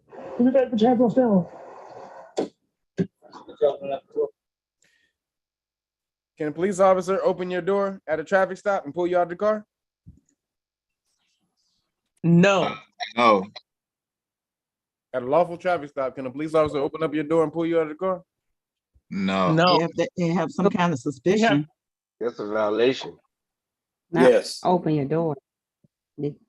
Again, the question, at a lawful traffic stop, can the police officers open your door and pull you out of the car?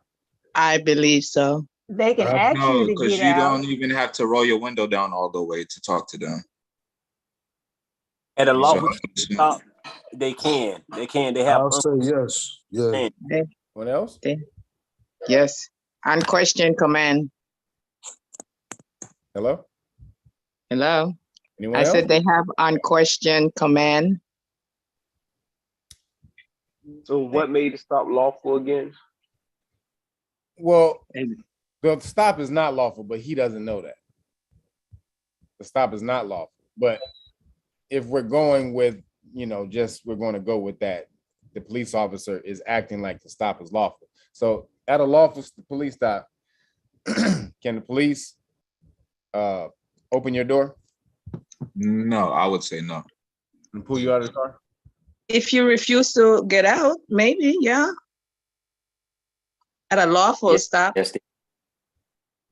Okay, if you refuse to get out, okay, all right. If you refuse to get out, they can open your door. What if you, what if before they tell you to get out and you refuse, they just say get out of the car, and as they just open up your door and pull you out of the car? Can they do that?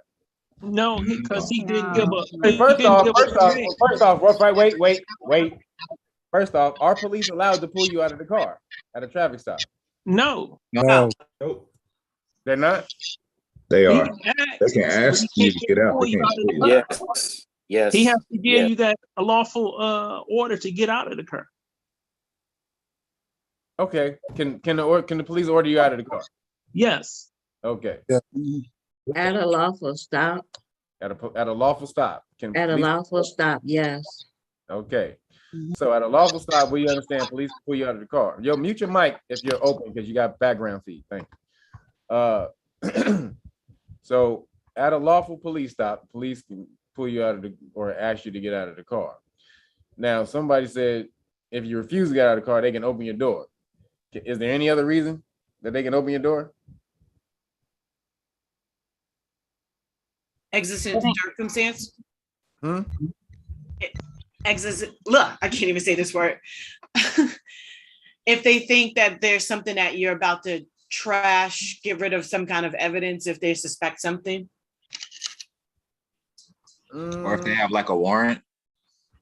Well, no warrant. This is No we're warrant. talking about traffic stops. They're not going to usually have a warrant when they stop you at a traffic stop. Well, if they don't have a warrant, why would they be allowed to remove me out the car? Somebody want to answer that? Because there's a SCOTUS case that supports it. What is that, Mel? Stop being cryptic. Told you, man. I thought somebody else was going to jump in. Pennsylvania v. Mims, 1977. Please be articulate, Mel. We're talking to people other than just people in this class. Say that again, please. It's Pennsylvania v. Mims, 1977. Pennsylvania versus Mims, 1977. Says what?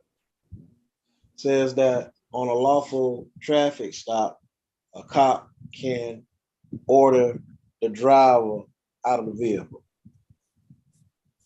Okay, so at a lawful traffic stop, police can order him out of the vehicle. So now, can they open your door and pull you out of the vehicle or maneuver you out of the vehicle?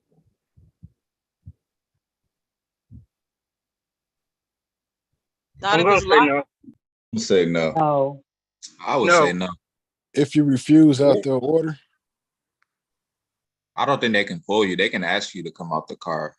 And if you refuse, I guess from there they can pull you out. But he just went ahead and opened the door. He just opened up the door. And they do it. only if they have probable cause. I think you would have to ask, and then he would have to agree to step out the car. But him just opening the door like that, I don't think we can do that. Well, this is why Kev tell you all the time that if you get pulled over, ensure that your doors are locked. So in the event they attempt to open your door, the doors are locked. So they can't just yank you out the car because the door is locked. Exactly. So always lock your doors. Keep your windows rolled up and keep your windows rolled up because there's no law that says you have to roll your window down. Now we're getting into something. What did the police officer just do right here? Let's go back real quick. Did he open it from the outside or the inside? Look like he opened it from the outside. And has provided the requested. Hold on. Everybody mute your mic real quick. So we about to watch this. You guys have to know. Really quick. I told you guys to be mindful of your mics. Y'all seem to be forgetting about that. Y'all know how much of a pet peeve that is for me. Be mindful of your mics when the video's going or I'm explaining the video. All right, here we go. Removes Dayon from the vehicle. I did the We gotta go back and see how you open the door. What's going on, man? You know, I'm stopping you for? Man, when you turned on here on the Dixie, 18th Street, you turned in the far left lane, you're supposed to turn in the right lane. Before we continue, I want to introduce you to Bloodline, Heroes of Lithus. New legends will be born in a new Teon has provided the requested documents, is being polite and against all advice, even answering questions. And now, just 2 minutes into the stop, Officer Crawford removes Teon from the vehicle. Put your hands on steering wheel.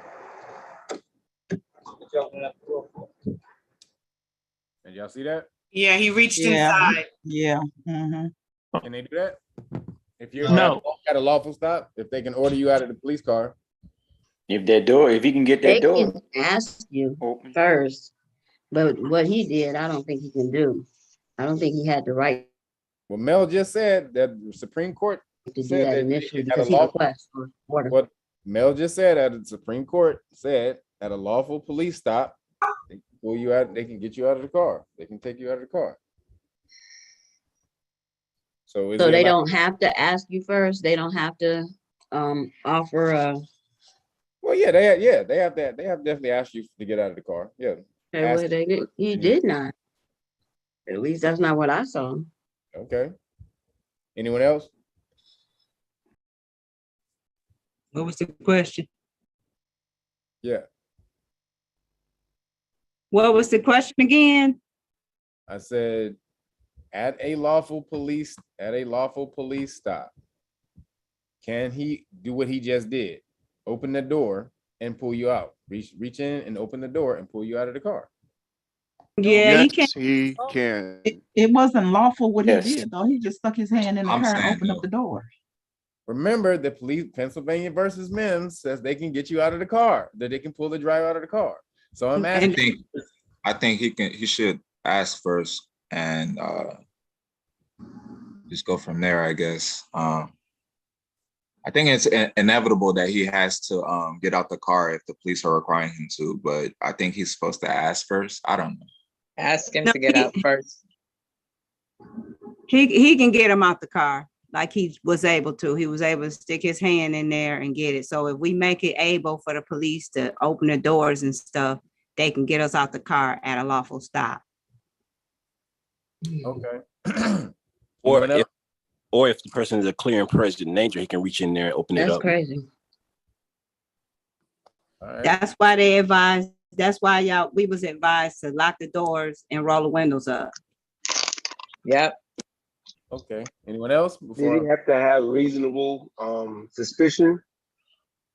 Well, that's the traffic stop. He has the reasonable suspicion would be him being able to pull him over, is what he said, him turning from a wide lane.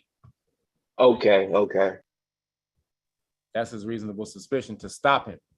So Pennsylvania versus Mims said that the police can lawfully get you out of the car. They can at a lawful traffic stop. Now, again, this hasn't been proven to be unlawful because he's not challenging the lawfulness of the stop at all. So therefore, it's going down as a lawful stop because he told him why he pulled him over.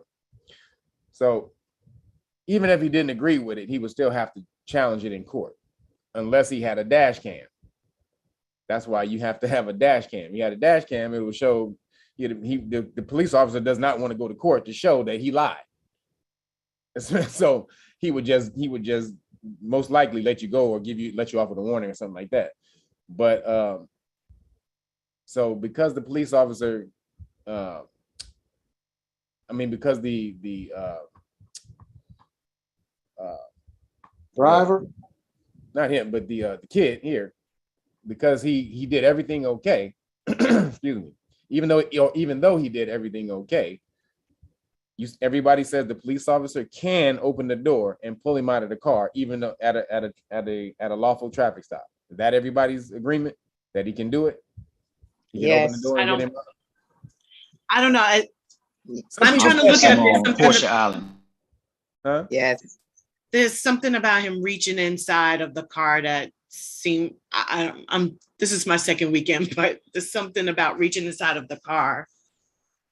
I don't know if there's anything about how you get them out. Okay. Have you ever seen them bust the glass open on somebody when they're supposed to get out? Now, Yeah, I have. they have to ask you to get out of the car first. They just can't and they have to ask you unless what? You refuse? No. Unless you refuse to get out the car.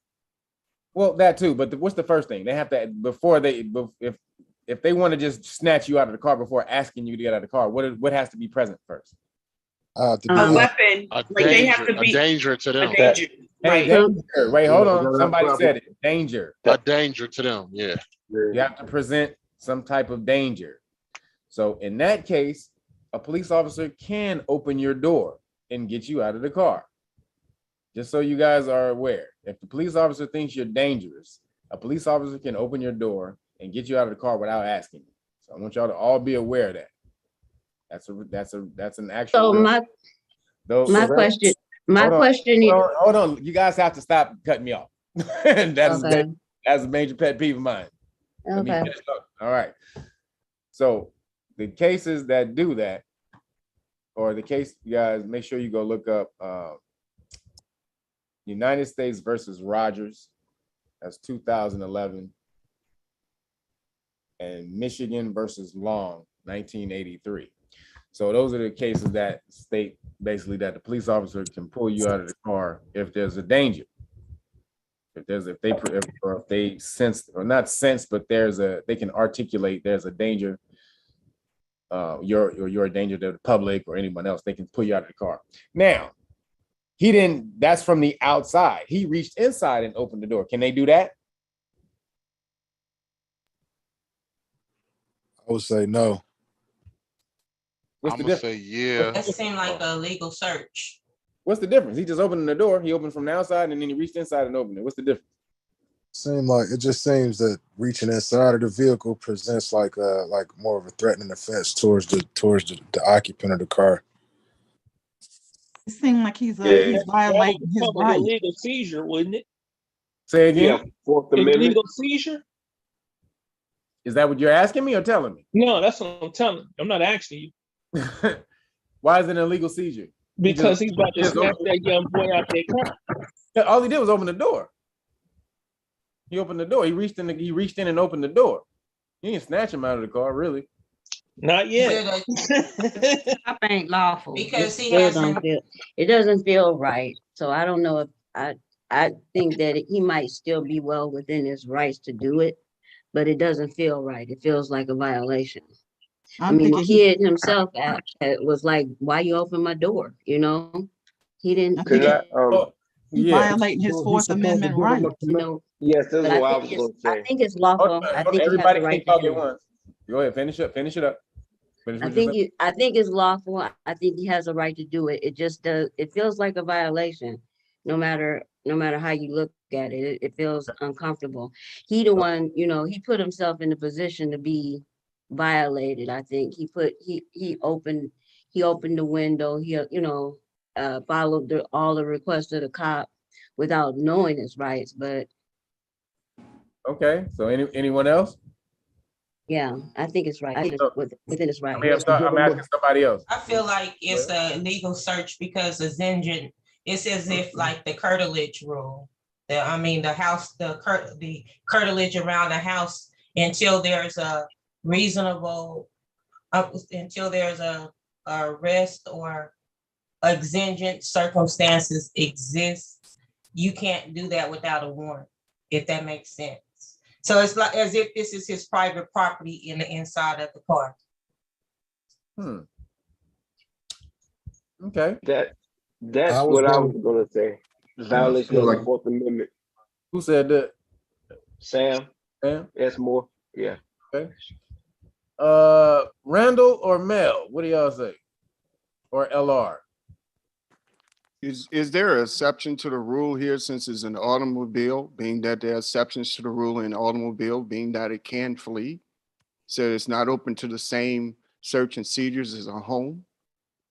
That's your property, bro. TD, you missed class yesterday. We sort of covered this. No, I didn't. No, I'm just saying, but we went over, there's a different thing with the automobiles as well. Yeah. There's an automobile exception. Right, there's the automobile exception. So the automobile exception, would this be considered an exception? You asking me or telling me? Well, I'm just saying. It shouldn't be because that's his personal property. Huh? That's his personal property. It shouldn't be an assumption. Yeah, it is his personal property, but there's an exception to an automobile in law. which meaning Because that the they can do automobile- certain things to the automobile that they can't do to your home. Because the automobile technically belongs to the state, I believe. And he has no, I apologize for interrupting. He No, has you- no reason to enter his vehicle. So at the point when his hand entered the vehicle, just like when it's illegal, when you're at your home, they don't have a reason to enter even a curtilage. I guess search the curtilage, and he just went into this man's car. So I mean, he didn't have a reason to do that. He's still at the stage of developing a reasonable suspicion, if I'm understanding it right. He hasn't established that he's arresting him or he's just actually broken a law, I guess. Okay. So that's all right. Let me answer this so we can keep it. We can start playing again. All right. So we got two islands. Some say yeah, some say no. People who are on the, let's see, the island of no, he cannot reach in your car are correct. Even though they can open your door from the outside, that's only if you present a danger. Can they do that? If they reach inside your car, it's called breaking the plane. Breaking the plane is considered the same thing as going in your house, walking in your house. They need a warrant or probable cause to be able to break the plane of your car. Even leaning in your car, open the window. If they lean in your car and their arms are on the thing right there and they lean in your car, that's called breaking the plane. That's against the law. And anything they found by doing that in your car would be thrown out if it's unlawful. And that's called what? Fruit of the poison tree. Huh? Admissible. That would be fruit of the poisonous tree. Yeah, both of you said it. Fruit of the poisonous tree and the exclusionary rule. Same thing. There's two different terms. Yes. So absolutely. So police officers cannot, just so you guys are aware, a police officer cannot reach in your car to open the door, or they cannot lean in your car. Lean on the door of your car where they're part of their body, any part of their body is broken the plane of your car. So that case is called U.S. versus Ngumaze. US versus Oh. what? Ngumaze. U.S. versus Roger. It's Wuzime or something like, because it's spelled No. N-G. It's Ngumaze. It's African. Oh, is it? Okay, because I thought it was Chinese. No. Ngumaze. Can somebody spell that? Makes the wind sound. N-G-U-M-E-Z-I. N-G-U.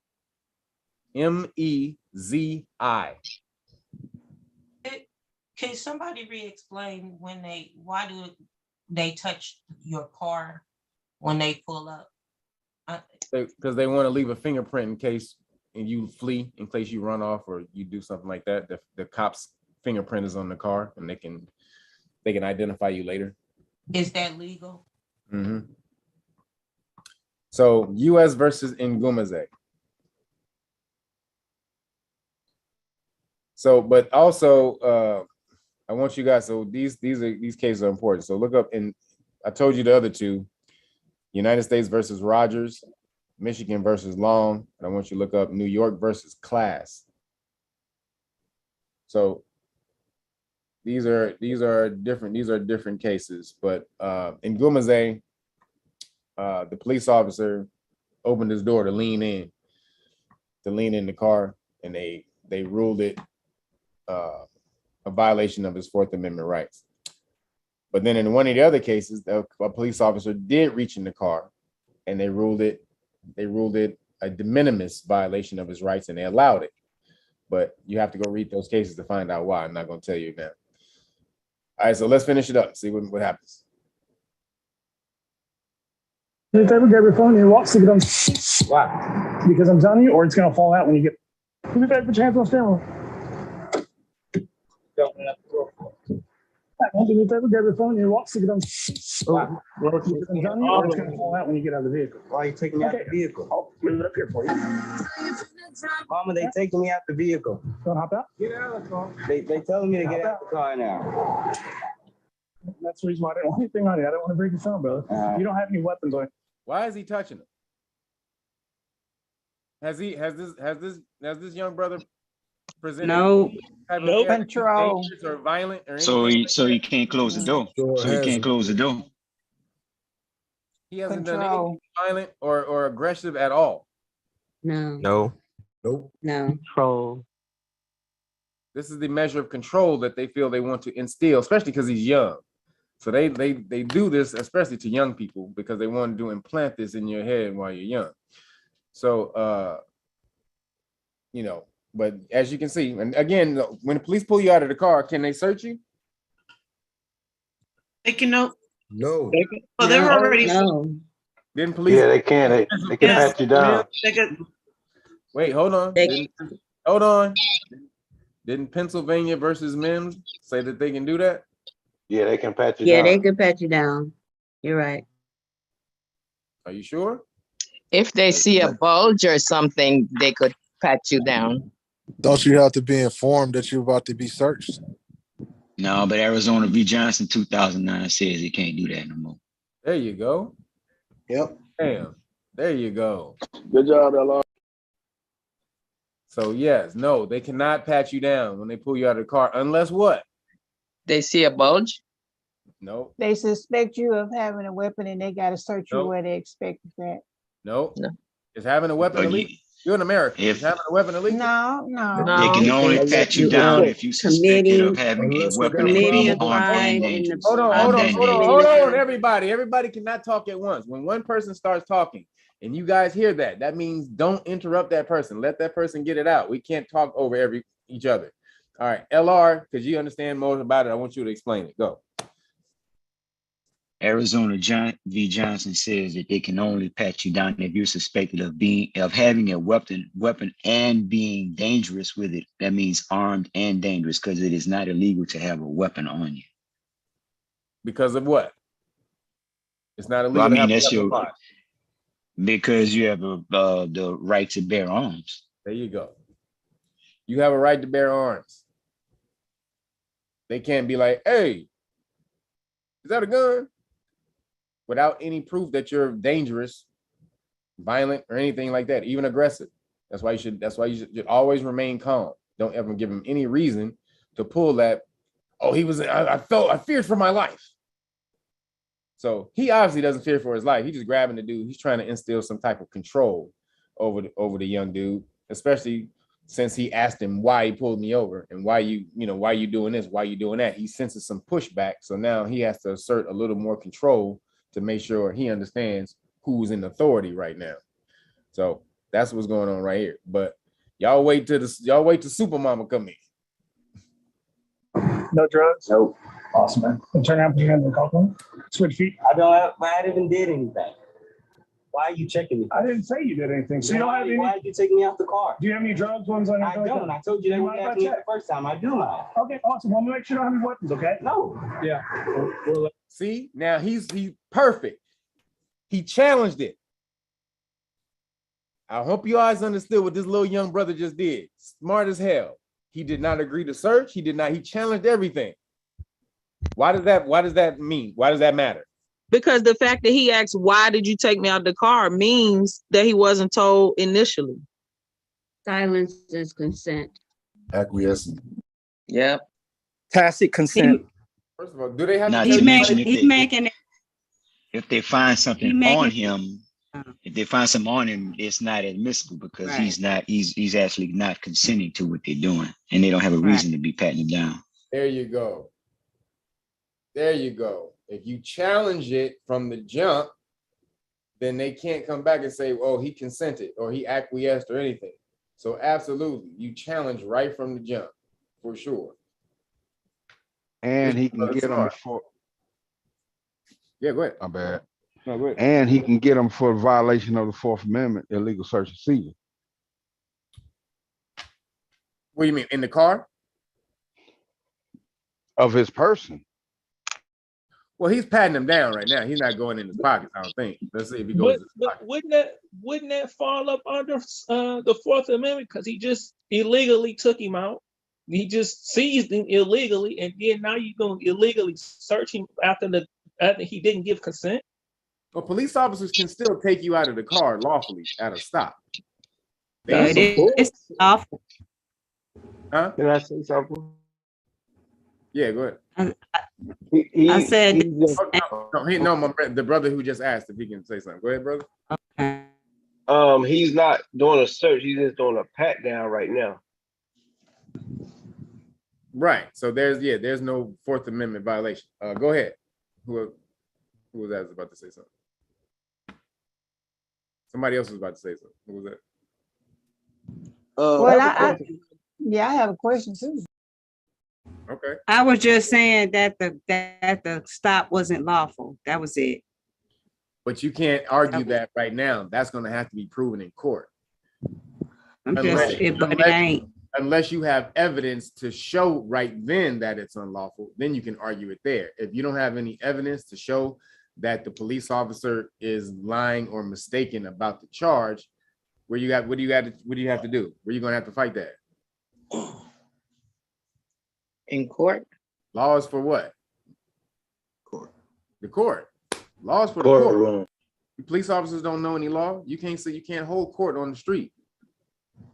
If they charge you with something and it's egregious, which is why you have to be prepared to show there. If you're going to argue it there at the very time that it happens to you, then you need to be prepared to have the evidence to argue it there, which is body cam, pull out your camera, dash cam, all of these things that show that the police officer or whatever he's charging you with is bullshit. You have to have that. If not, you can't argue there with the police. He's going to have to take it to court. Just make sure you remember every violation that the police officer is doing, and then you go get their ass in court. That's how you have to get back at it. But again, the law is not for the street. It's for the court. But go ahead. I have a question. What case was that? Was it Arizona versus V as in Victory Johnson or B as in Boy Johnson? V. It'd always be V versus when we're talking about cases. Oh, okay. Mm-hmm. Thank you. I have a question. Go ahead. I know I've been in this class, but isn't a search and a pat down the same thing? How are they different? You looking for something. How are they different? Michelle, did you just ask that question? Yeah. And she qualified it by saying, I know I've been in here, so I'm supposed to know this. Okay, so I'm confused. I'm confused. You want me to take that one? I can't believe Michelle asked that question. I'm trying to be precise. Yeah. Come on now. Where Michelle at? There she went, girl. There you go. I had to see your face on this. What? The search and a pat down the same thing? No. What is the difference? That's what I'm asking. What's the difference? Go ahead. She about to answer it for you. Go ahead. One is just patting you on the outside of your clothes, and the other one is going into your pocket and opening up your jacket and digging into stuff. There you go. So that's a search. Okay, but the young man said no, so he patted him down, and if he found something in his pocket, he gonna go in there. So it's all gonna be unlawful after he said even.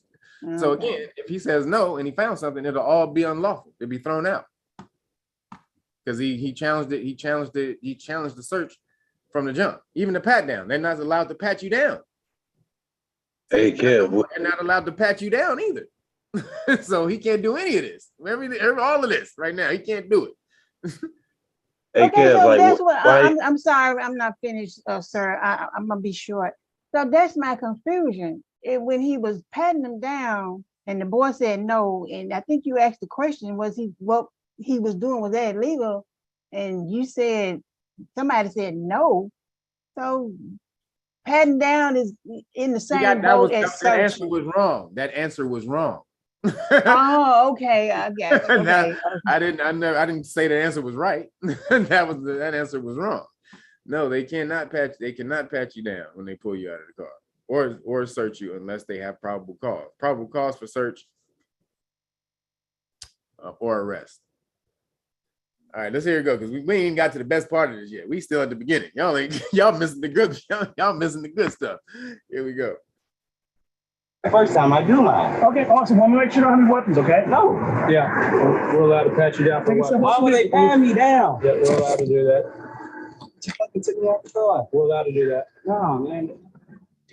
We're allowed. He said that mama that patted me down. We're allowed to do that. Mama, they took me out of the car. We're allowed to do that. Okay. You're allowed to ask the person that ask the driver to get out of the car. Yes, you're allowed to ask him. You're not allowed to pull the driver out of the car before you ask him to get out of the car, or her. Ask him or her to get out of the car. But Then, didn't hold on, officers- let me, man, please do not cut me off. I thought you was done. My fault. So then, see, when you do that, you cut my train of thought off, and I forget what I'm about to say. That's why I'm having a problem with that. Please, you guys, I'm really adamant about that. Don't cut me off. But when she pulled him out of the car,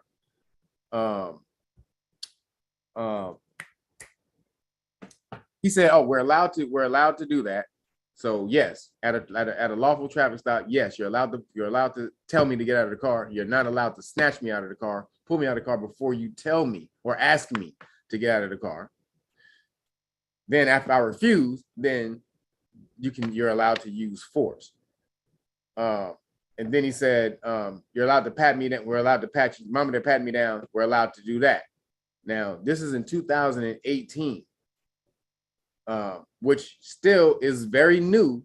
So, but Arizona versus Johnson was in 2009. So basically Pennsylvania versus Mims, which was what, 96? 77, 1977. 77. So that's when they said police could pull drivers out of the car and pat them down.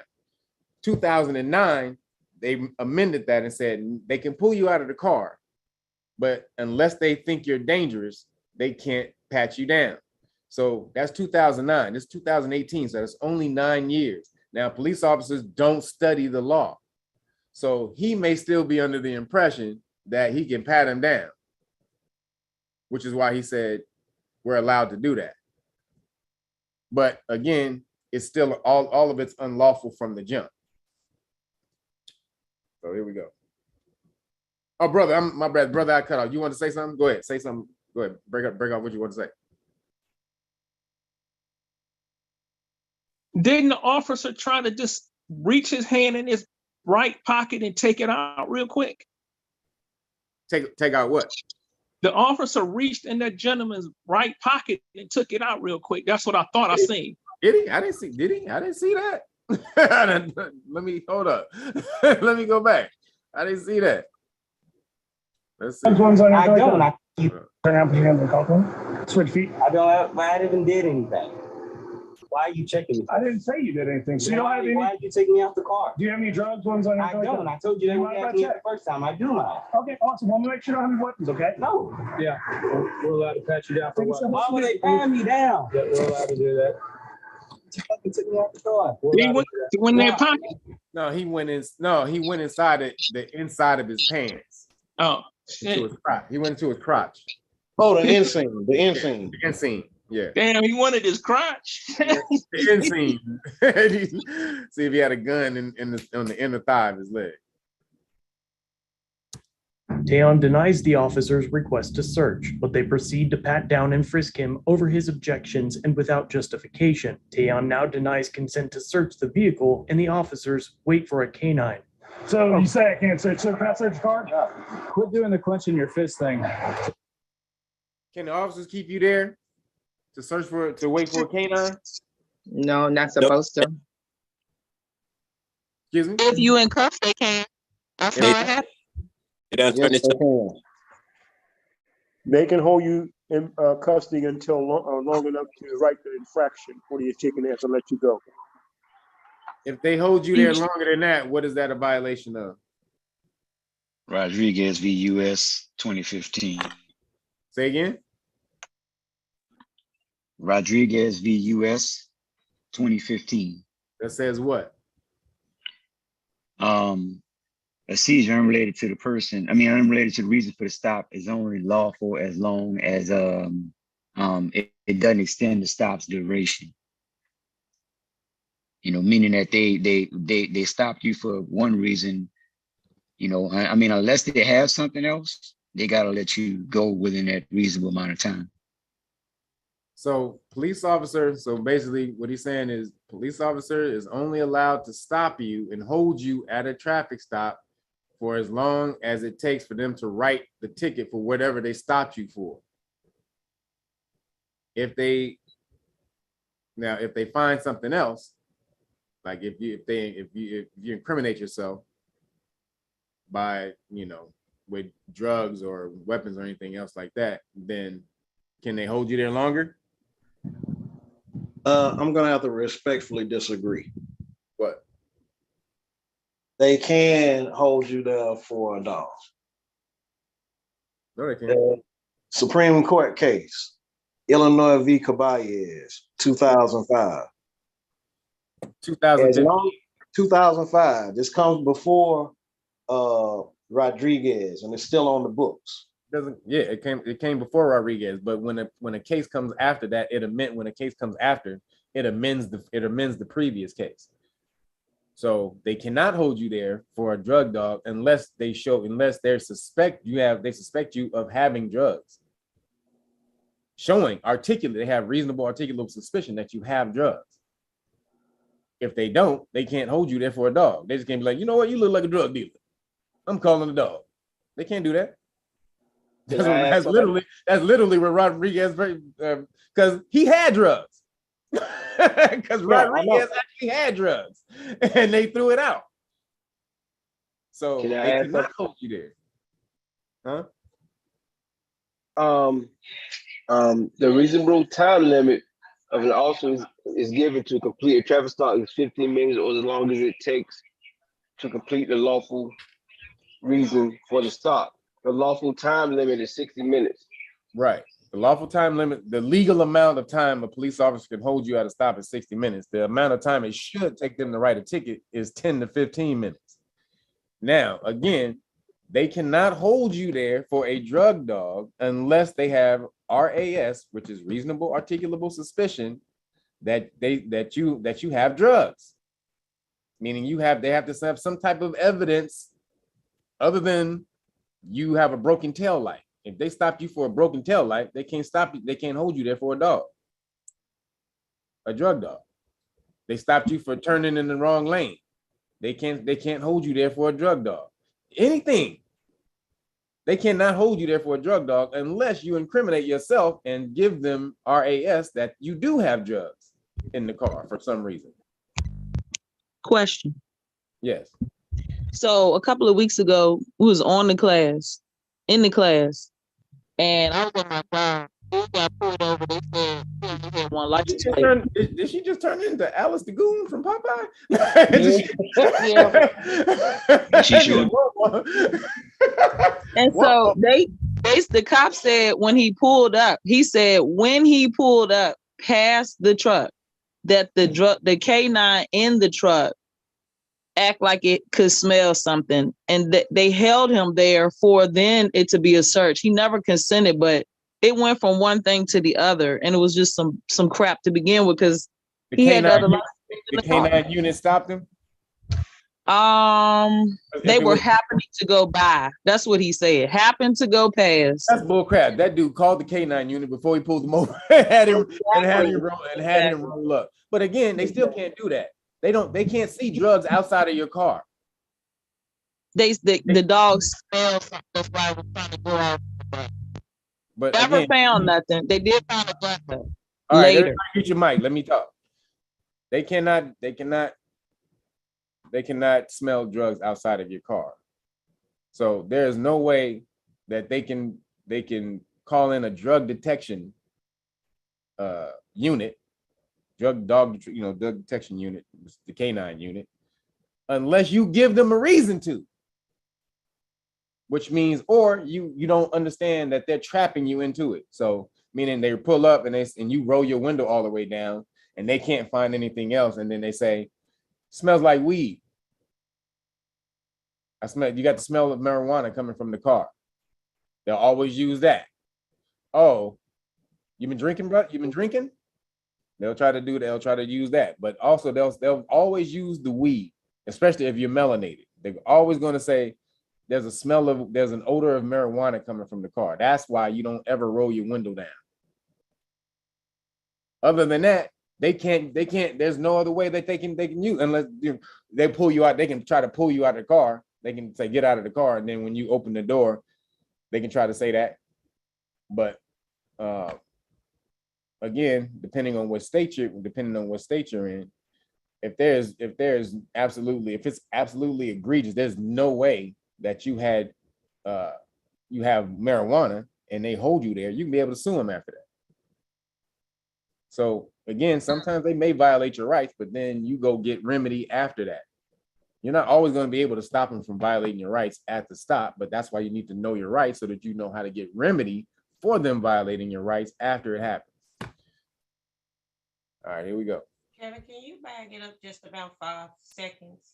And Yeah. I was just thinking if you let them go in your search your vehicle without cause, they could just plant drugs in your vehicle. If they Yeah, really but that's want. rare. They don't really do that anymore. They got body cams and they I know somebody that just got some. Well, that's what he said. Some drugs. They do, but we've seen one where we've seen one of these where a police officer was on body cam and he tried to drop something in the car. It's so like the camera catches it. So if they have body cams, they're very rarely do that now with body cams because the camera catches it so much. Or, if they turn the camera off, then they find drugs, then that causes, much more suspicion to the investigation. So we rarely see that anymore where they're dropping drugs. Now they do it in the hood. I will say this: if you're in the hood, like where y'all know what I mean, in the hood, they will but there's a greater chance of them doing that if you live in the hood. Here we go. Search, but they proceed to. They pat me down. Yeah, we're allowed to do that. You fucking took me off the car. We're allowed to do that. No, man. Taeyeon denies the officer's request to search, but they proceed to pat down and frisk him over his objections and without justification. Taeyeon now denies consent to search the vehicle, and the officers wait for a canine. So you say I can't search, so can I search the car? Quit doing the clenching your fist thing. Too. That's some bullshit. Just do me a favor, hang tight. I'm gonna talk to my canine partner, okay? Yeah, deny consent. I'm just pretty nervous. Okay. I haven't ran on service. You close my door? No. Why? I can't leave you to go close the door. Okay. Quit with the attitude. He's not giving you an attitude, and I'm not giving you an attitude. I understand. We deal with violent crime all day, every day. We're going to stop 30 more people after you. As soon as we get down here, you'll go home, okay? You just pulled me over for nothing, for no reason, and say stop giving me the attitude. Hey Kev, could he take 5 steps to the left and close his door? What do officers have at police stops? Not unless you want to get shot in the back. Unquestioned command. Unquestioned command. That's so anybody who's listening on YouTube, police officers have something called unquestioned command at a police stop, meaning they can, unless it's without violating your rights, or if it's a small minimal violation of your Fourth Amendment rights, they can tell you what to do to ensure their safety. That means tell you where to stand, tell you to put out a cigarette, tell you to sit down on the side of the curb. They can do all of that. It's called unquestioned command to ensure police officer safety. So when y'all think police officers just randomly, they may be fucking with you and telling you what to do, but they have the right to do that. Now, if you think they're violating your constitutional rights, you record it and then you sue them later. That's how you get it. All right, here we go.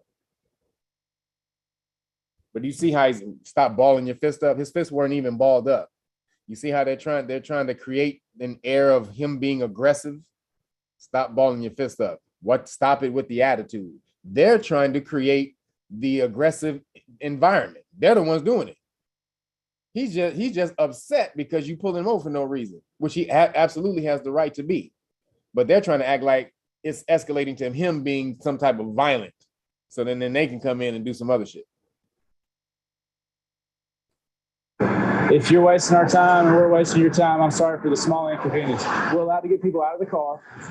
Your heart is beating through your chest when you're on the phone with your mama and you're narrating to your mom, well, Mom, I'll stop by the police. This is where I'm at. They're getting me out of the car. Oh my gosh.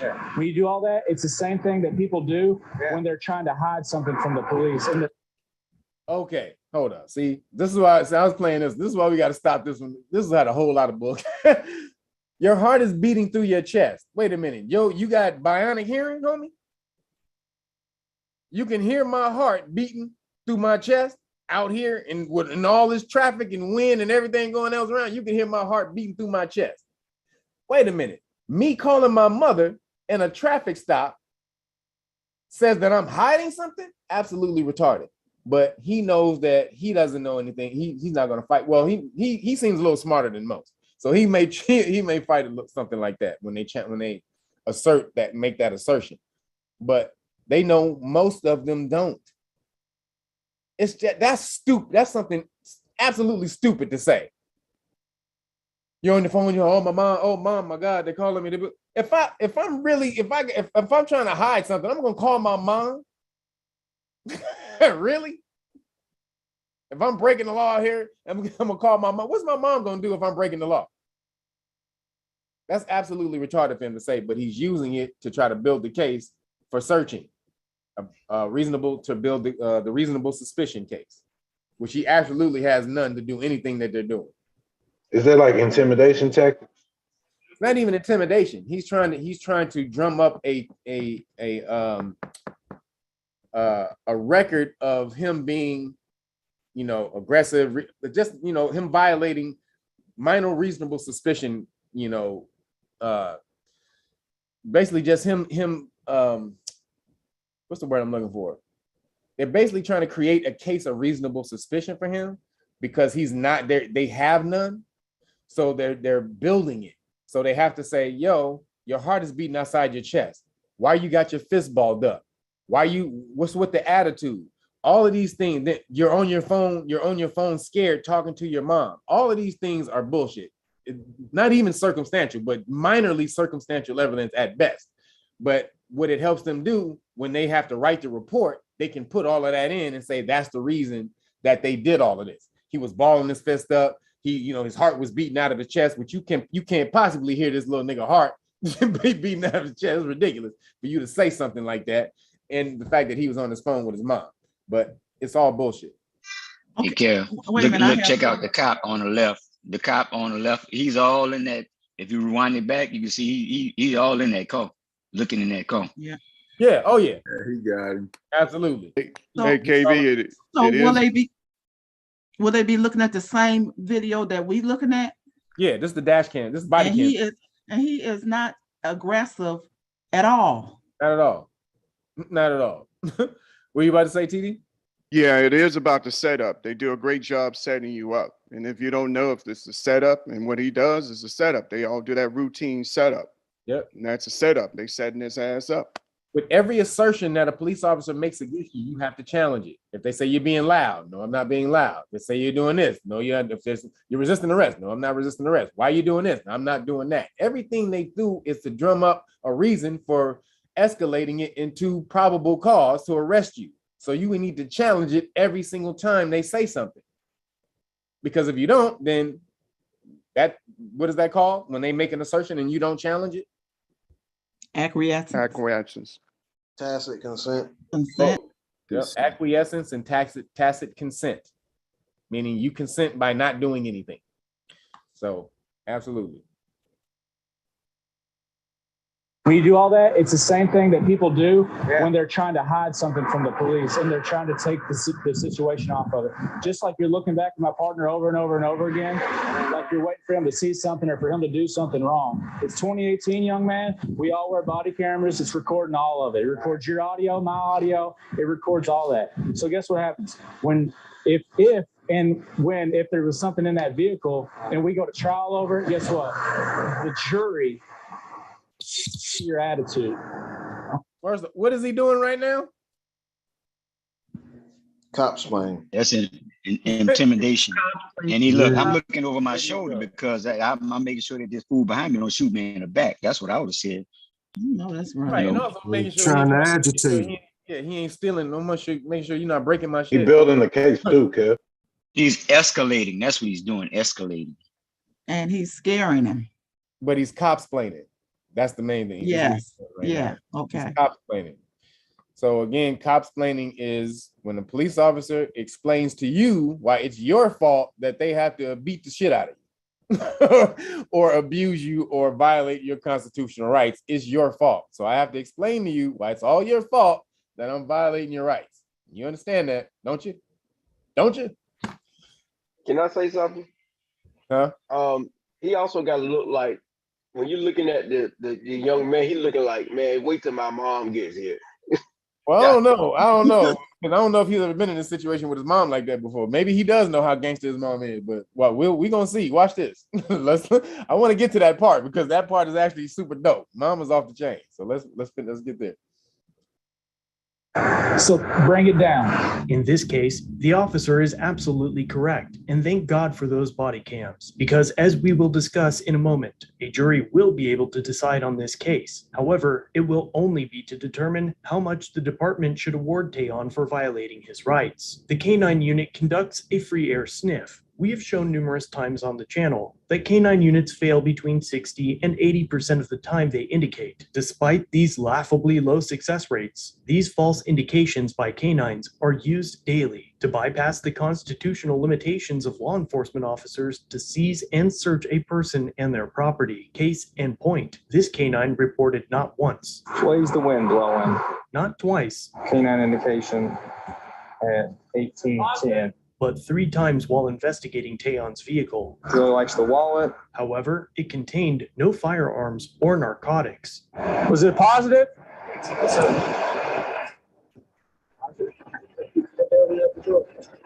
Put your hands on your back real quick. As a result of the faulty K9's findings, Tayon is now placed in handcuffs. I'm not gonna have you run really like that. There's the dog indicated on your vehicle. I don't know what's in your car, but like I said, I don't want you to run. So you're still just being detained. You're not free to go, but you're not under arrest at this time. I just don't want you to go anywhere.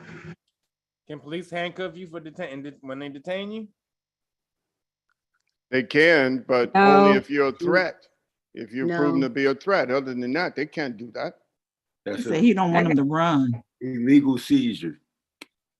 Yeah, Yeah, no. If you're a threat, what This else? is illegal in this instance. What are the ways? Plus, he Okay. told him he was not under arrest. Hold on, there's Flight other risk. ways. There's other ways. Flight risk. Flight And risk. what else? That's how he's gonna get him.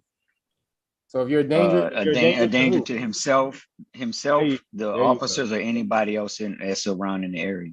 There you go. Or flight risk. Now, is he a flight risk? No. Cool as a cucumber. So didn't he tell them they couldn't search his car? Yes, he did. Yeah, he did. They got the dog all up in there. Yep. First of all, I got your nasty ass dog on my back Yeah. seat. but no. Yeah, he told them that, but again, they're bypassing that because they're trying to say they had reasonable suspicion because he was acting suspicious when they questioned him. See, that's why they were saying, your heart bumping out of your chest, you're on the phone telling your mom. So that's what they're using. That's what they're using to justify them calling the dog out. The fact that his heart was beating out of his chest, which they can't possibly hear, and he's not acting like he's nervous at all. He acting like he's pissed.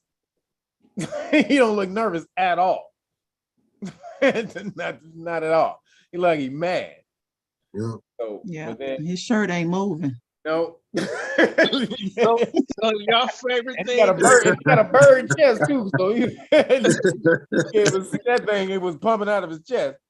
So absolutely, man. They This- got a yeah. 3-car garage.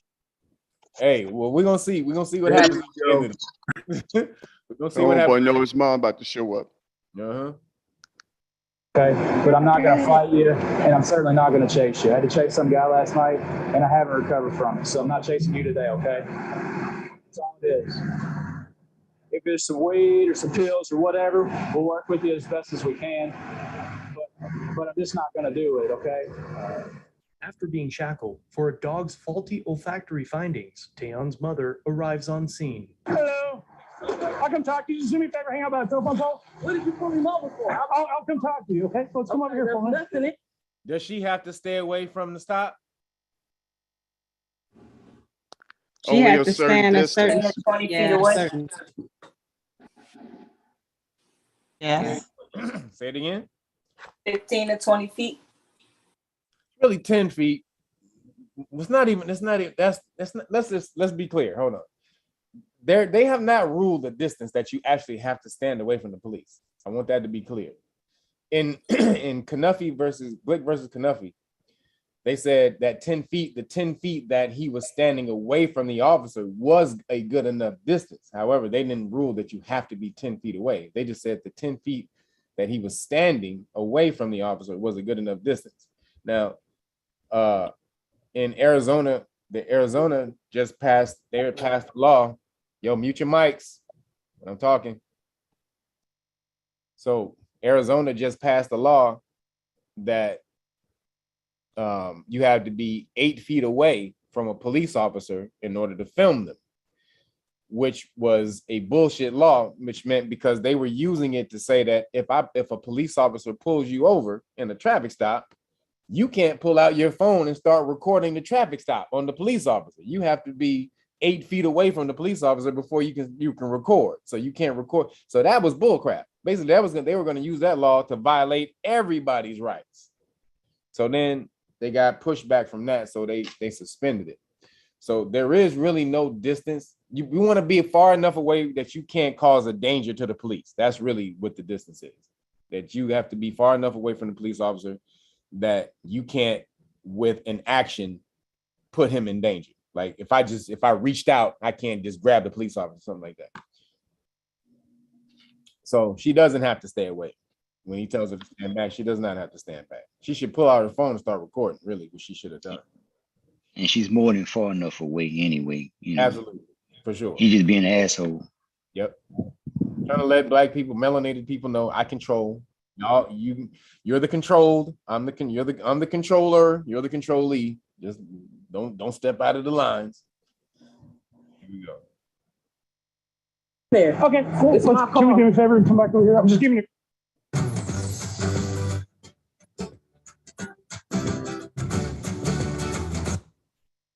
Just giving you a reference for you this way you can say, man. Okay. Right? I'm the detective that pulled him over. Okay. So basically, he committed a traffic violation right in front of me. What did he do? He conducted an improper turn on the 18th Street. I was on the phone with him the whole way. Okay. He said you were following him the whole way. Okay. There was no improper turn. Okay. Well, and he didn't give you. Luckily enough for you, ma'am. Luckily enough for you, everything was captured on body camera, okay? No, luckily enough for you. Oh, really? Okay. He didn't give you permission to search. We don't need his permission, Yes, man. you do. We had a positive indication by the K9, okay? Oh, my God. So, ma'am, you guys are more than welcome to watch, videotape, whatever. Just do me a favor, give us some room and stay over here, please. Ma'am, please stay over here. I'm staying. You're trespassing on private property right now. It's for sale. Ma'am, stay. Did y'all hear that? This facade. Y'all, wait, y'all, did y'all see how I want y'all to be aware of what she just did. He tried to tell her some bullshit law. You're trespassing. First of all, does he have the right to trespass in somebody else's private property? No. No, it has to be by the owner.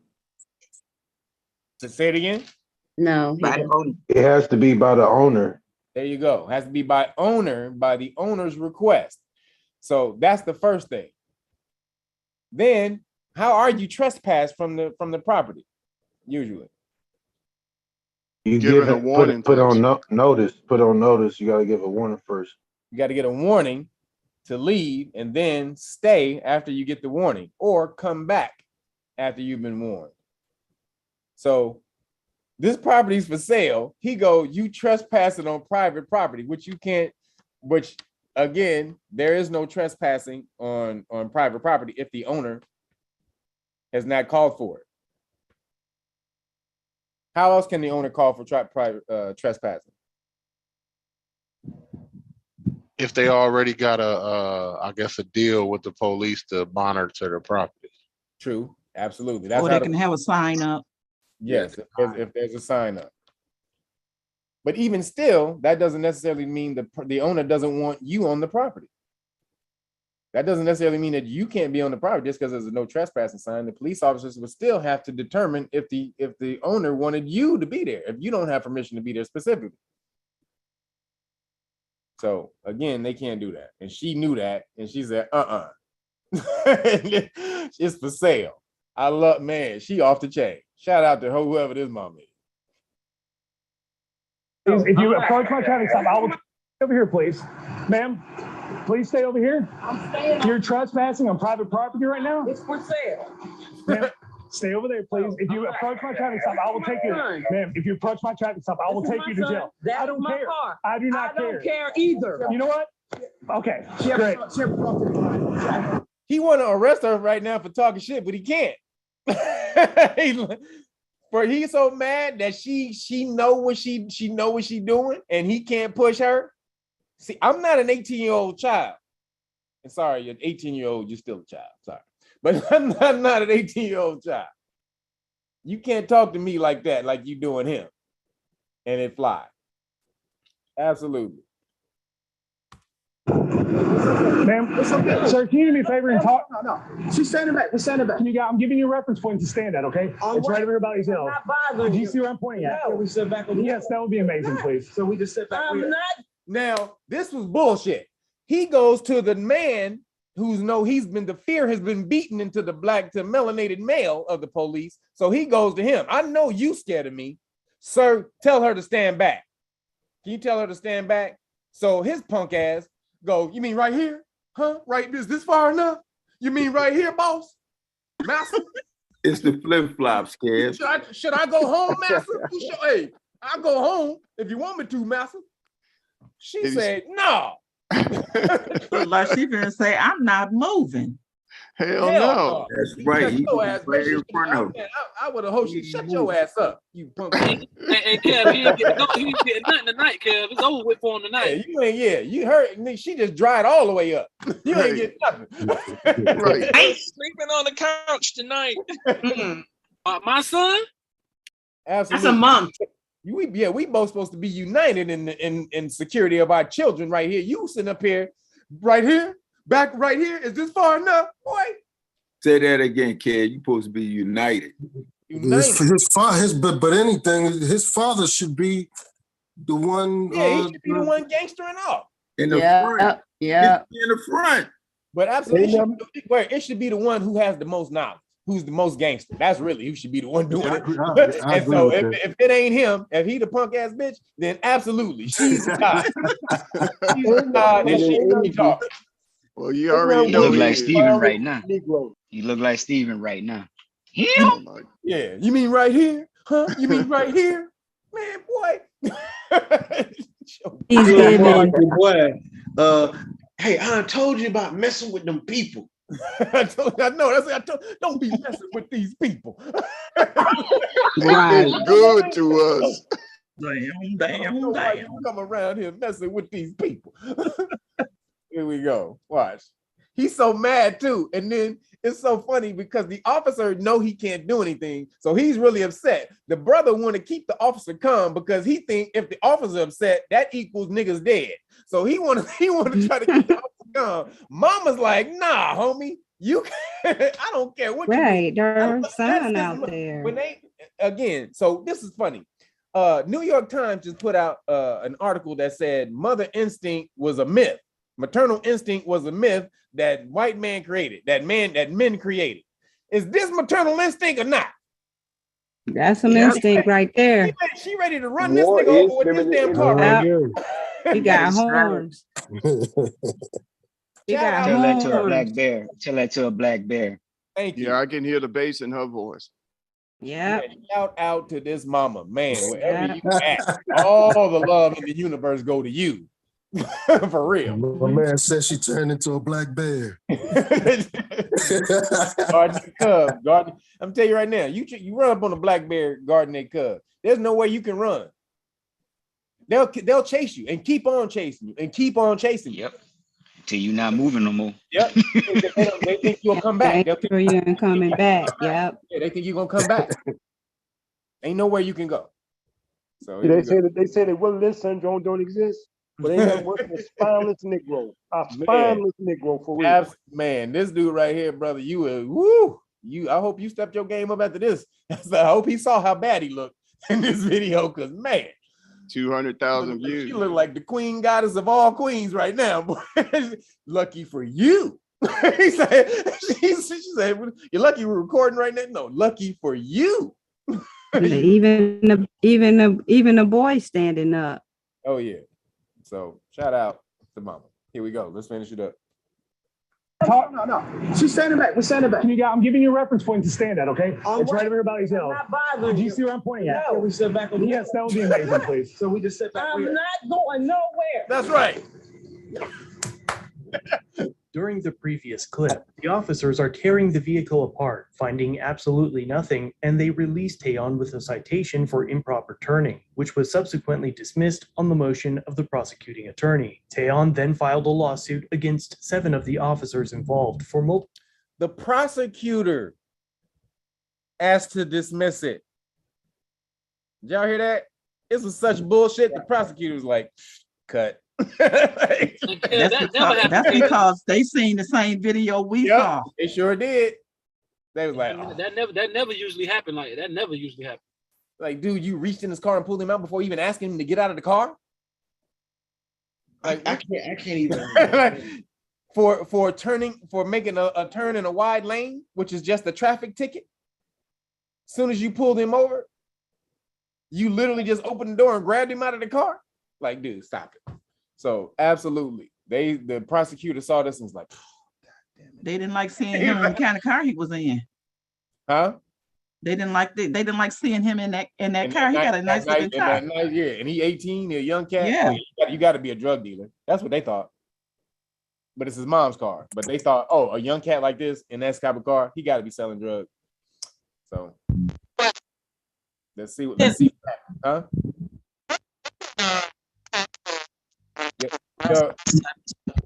Your thing is messing up. Say it one more time. What can taxpayers do to address this type of misuse of power and just wasting dollars? Well, you got to get political and be in these meetings, these city hall meetings and all this type of stuff. Where you see all these Caucasians be, that's why I said in my live stream, I said, man, don't let these Caucasians be the only one to save you. But when I be watching these parent board meetings at schools or the city hall meetings and all I see is Caucasians going up there speaking. I don't see no melanated people. They're the ones who are involved in local government, getting stuff passed and changed and stopping this from happening and stopping that, because they were raised with the understanding of the power of knowing the law and government. That's what they were raised with in their families. We don't have that. We got to get on board with that, which is why we did the Know Your Rights Foundation, which is a 501c4, which we can be political, unlike other nonprofits. So, we got to get in the game. You have to be political, get in the game. Let them know that you are political. You do know your rights. You do know law and government, and you're going to fight for those. And then when they start seeing that, then, you'll have, less pushback from them. But as long as they don't see you, when all the stuff is going down, they don't ever see you in the damn room talking shit, fighting, arguing. Why would they be scared of you? They see 1 or 2 of us, and then the rest of the people be like, "Oh yeah, I saw you." Yep, 1 or 2. I've seen 1 or 2. Yeah, go ahead. And what I gonna say? What his name is? Nick, Big Nick. I seen him in a meeting, at a board meeting too. Yeah. So right. Big Nick goes. Yeah, he knows. He talks to them police officers. He talked to them. He let them know. Look, I'm out here smashing on you niggas. Y'all want me to sue y'all every week? You better start educating your damn officers then, because I'll sue y'all every week. Y'all keep coming out here violating my rights, to the point where they like, what up, Big Nick? Yep, I saw that video too. And they was walking all around when all those other people was talking, and he said, "Don't go nowhere. Listen to me." Yep, I'm talking. Exactly. So yeah, y'all want to get to that point. I mean, Big Nick is to the point where police officers walk up and they warn other police officers, "Don't mess with him." that happened. Police officers walked up. They was trying to talk to Big Nick, and then the other officers walked up and said, "Oh, he don't answer questions." And told the other officers, say he don't answer questions. They telling the other officer like, yeah, don't even worry about him. He don't even Yeah. answer questions. Yeah, he don't answer questions. So you want to get to that point. So let's see what happened to these officers.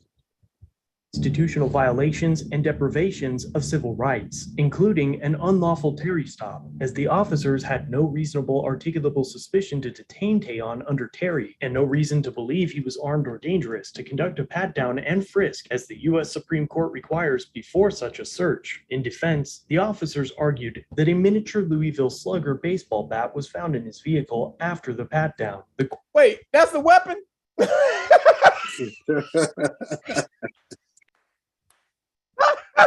Hold up. That looked like a breadstick. That looked like a breadstick from the Olive Garden. This is a breadstick from the Olive Garden. Come on, man. Are you kidding me? That a miniature Louisville. Look at that. Tell me that's not a breadstick from the Olive Garden. He could take an eye out with that. He could take a what? He could take an eye out with that. My life was in danger. Imminent danger. I was so terrified, officer, Your Honor. My training, it just kicked in. This is ridiculous. Man, blunts they're usually bigger than this. That's why the prosecutor dropped it. That's ridiculous. That's what he said. You what? Are you kidding me? So here we go. Baseball bat was found in his vehicle after the pat-down. The court ruled that the mere possession of a souvenir bat weighing 6 ounces does not objectively support a reasonable belief that Tayon was armed any more than a screwdriver, a sharpened pencil, or a pair of scissors, had those objects been present inside the car. This is particularly true, given that Tayon gave no indication of any attempt to brandish or even touch the souvenir bat. Furthermore, it is well established that nervousness alone is not a sufficient basis on which to articulate reasonable suspicion. The officers eventually asked for summary judgment, which was granted. What is summary judgment? Where a judge Decided decides. before. Go ahead. Somebody say it. Where the judge decides the outcome Okay, a little based more on the detail. facts, based on the information provided. Based based on the facts, based on the facts at hand, without going to trial. So that's who is the summary judgment for? The cops. Usually the defendant. Usually they ask for summary judgment, the defendant, in order to get the charges dropped. Yeah, all the videos we've been watching, Kev, is always the police. They always ask for a summary judgment. Right, but just so you know, LR is right. It's the defendant in any case. In any civil, it's mostly going to be civil. So it's the defendant in any civil case. Usually, you ask for summary judgment. So if somebody's trying to sue you, and you gathered up a bunch of evidence and facts to support that they didn't, and you can submit that and then ask for summary judgment based on the facts. All right, here we go. And denied in part. The summary judgment ruling in the lawsuit means which to articulate reasonable suspicion. The officers eventually asked for summary judgment, which was granted in part and denied in part. The summary judgment ruling in the lawsuit means that a future jury will only need to decide how much to award Tayon in damages. And finally, granted in part reasonable suspicion. The officers eventually asked for summary judgment, which was granted in part and denied in part. The summary judgment ruling in the lawsuit means that a future jury will only need to decide how much to award Tayon in damages. And finally, of course, the department investigated itself and its officers. The internal investigation dragged on for almost 2 years and no disciplinary action was taken. Officer Crawford resigned in June of 2019 to take another law enforcement job and refused to cooperate with further investigations. This stop also caused the LMPD to change their policy on traffic stops, and now officers should only remove someone from a vehicle if they have a reasonable and articulable belief that the person is armed or presents a danger, or the officer has probable cause to think the person has committed an arrestable offense. I love how they changed their policy in accordance with the law That's the law. All he did was just read I was off the thinking law. the same thing, brother. I was thinking the same thing. And that's after they break their law. Oh, It's you after changed they your broke policy to follow their the law? My bad. My bad. Go ahead. My bad. Go ahead. I was just saying they do it after they break their law. Right. Oh, wait a minute. You wasn't following the law at first. So now we're going to change the policy to actually follow the law. Sorry, guys. Sorry. Our bad. Like, oh, you wanted us to follow the law. Oh, why didn't you say so in the beginning? Damn. That was an admission of guilt of not following them. Right. We're going to change our policy to actually follow the law that's on the books. Okay. Is wanted on a warrant. The settlement is to think the person is armed or presents a danger, or the officer has probable cause to think the person has committed an arrestable offense, or is wanted on a warrant. The settlement amount for the lawsuit has not been reached or announced, but once that portion of this case is concluded, I will be sure to let you know. A big thanks to Bloodline for sponsoring this. So they now they were trying to figure out how much he's trying to get paid, how much he's going to get paid. Good for him. I wonder how much. Oh, they trying to figure that out now. Yeah, they're figuring it out now because it took 2 years for the police force to investigate the dude. I'm sure COVID had something to do with that, though. You know that's some bullshit, Kev. That's some bullshit. What? That reason. COVID ain't had shit to do with that. Oh, we couldn't investigate I'm sure. COVID. Yeah, it's a bullshit reason, but of course that's what they use. I'm sure they put that in there. Yeah, that's what they're using on everything. They was using around that time. They was using COVID to say that, you know what I'm saying, that a lot of stuff get delayed. They're delaying a whole bunch of stuff for years and years. That's why people ain't want to sit in jail because they're delaying it for COVID. Years. Yep, they got a couple of years delayed on cases. Get shot and died, and they blame that on COVID. They had COVID. That shit is the new. My dog ate my homework. I say that all the time. That's a good one. Bro, KB. Yo. USV Ngunzi case. That's a Circuit 9, not a U.S. Supreme Court case. Yeah, I didn't say it was a Supreme Court case. Oh, okay. So that still goes for all 50 states? What? That ruling in that case? No. Well, they can. So the other rulings that I gave you, that in Gumizi case was ruled from those cases. They pulled the ruling from those cases. So if you go back and you look at those cases, it'll say that reaching inside the vehicle, because basically what happened is one of those other cases, a cop was trying to get the VIN number for somebody else, and the dude had the VIN number covered up. Damn. The dude had the VIN number covered up, so the cop had to reach inside the car to move whatever he had on the dashboard to see the VIN. So when he did that, they tried to charge the officer, said that was a violation, an illegal search and seizure.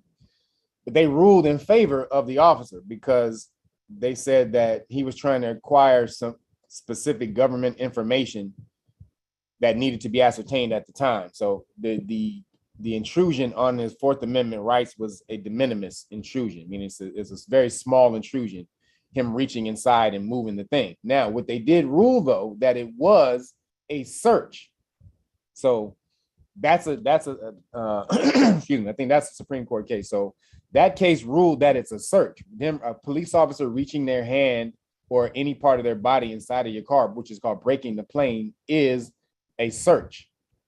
So now with that ruling, they need probable cause to do it.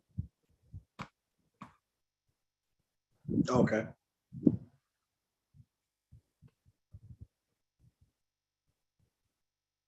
Yeah, go read those other cases. Those other cases are funny too. Yeah, I will. Hey, Kev, where you going to look up your case law?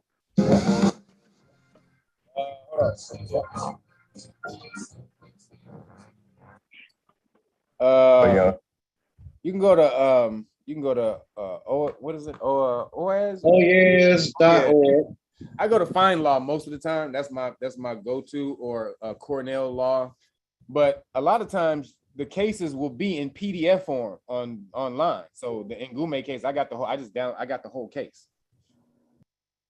Okay. Because I thought you had to go to the law library or something for Westlaw in order to, like, because I guess they got the type of code. No, that's what I had to do back in the day when I was learning the law 25 years ago. You lucky ass niggas. Y'all don't Hey, get off us, Kev. Get off us. We got it easy. We got it easy. Y'all with the bullshit. Y'all had to go through the shit I had to go through. What about Justia? Is that good? Oh yeah, Justia. Justia is good. Yeah, Justia is good. Just make sure when you go there, don't look at the when you go there, it'll say case, the actual case, or just the summary. Make sure you go click on the case part and not just the syllabus. Yeah, the syllabus. Yeah. Syllabus. Yeah, Kev, I think that's what a lot of young people slacking. Like they don't understand how like much y'all paid the way for us and like how much y'all made it easy for us. You know what I'm saying? To be able to even do a lot of this shit that we're doing now. You know what I'm saying? Man, do you understand where I'd be if I had the internet when I started learning this shit? Are you kidding me? All the law libraries I had to go to and sit there all day. Like I would go to the law library in the morning and leave when it closed. I'd be there all day. So y'all here we go. Lock your door for me, please. I want to see inside the door. So this goes to what we were talking about, reaching inside the car. So this case, this right here is going to show about reaching inside the car. They do not consent to any searches or That's right. I'm seizures. not searching you, but may I touch you here? See that? That's always an indicator that you might have a gun. Okay. And I Is want to that make sure illegal? that you're not, it's not, but I just want to make sure you're not pointing it at me.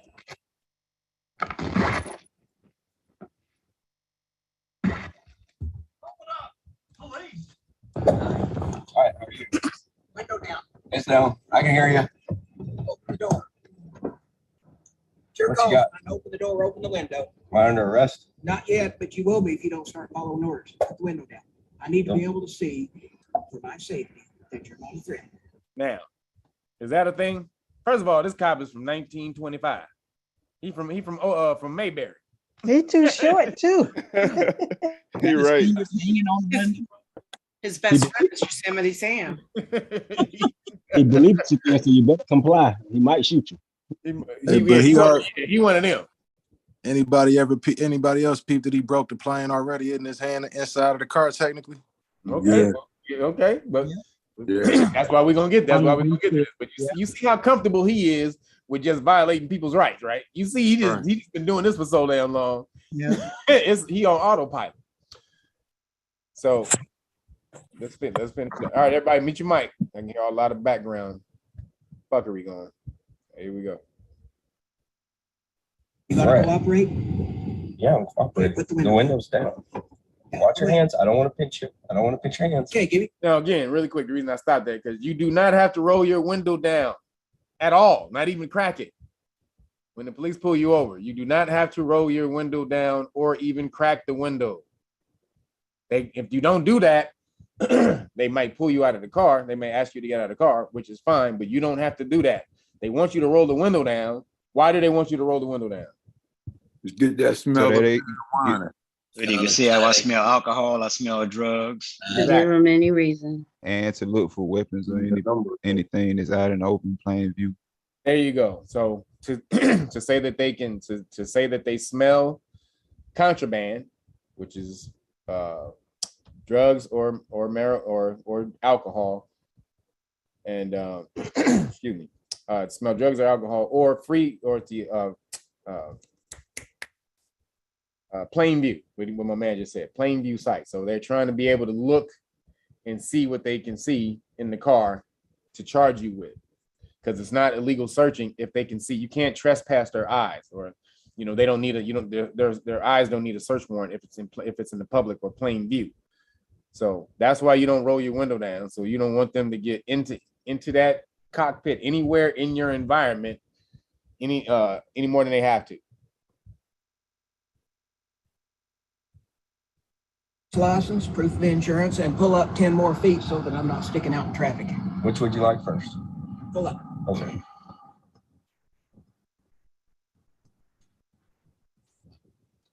Tell me when. That's good, thank you. Yes, sir. How about a driver's license, proof of insurance? Doing all right today? Well, I was until you started getting cute with me. Cute. Are you Caleb Winkley? Yes, sir. Okay, thank you, sir.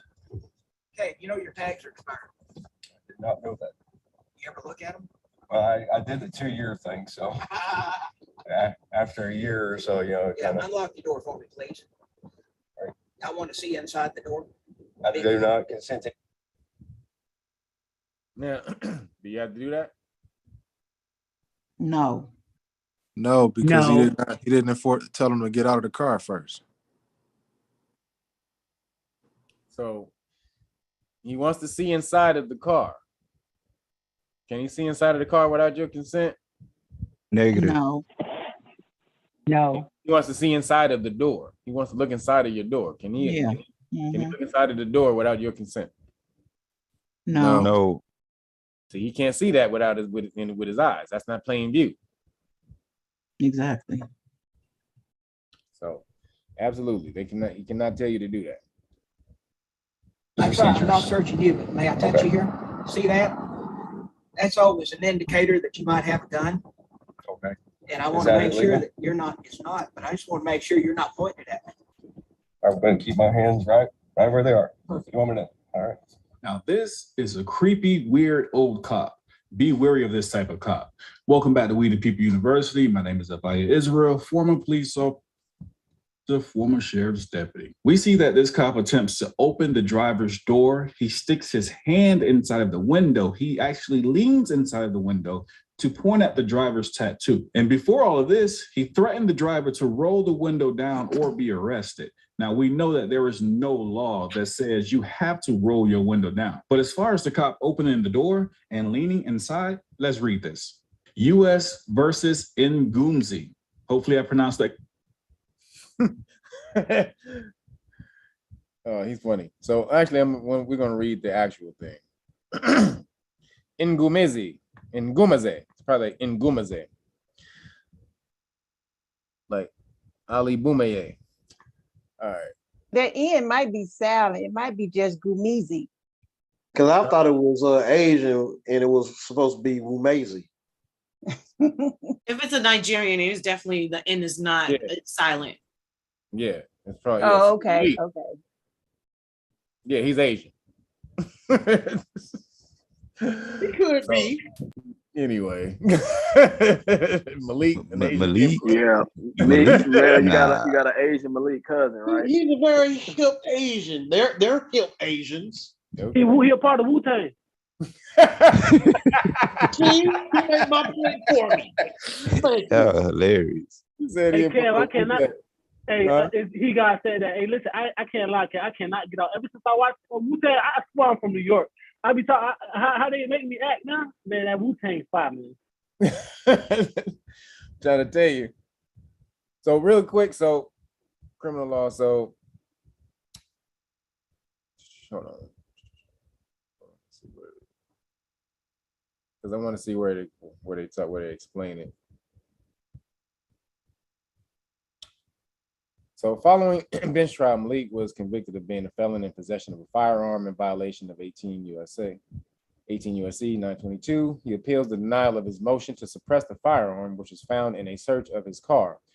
Because we conclude that the search violated the Fourth Amendment, we reverse the denial of the suppression motion, vacate the conviction, and remand for further proceedings.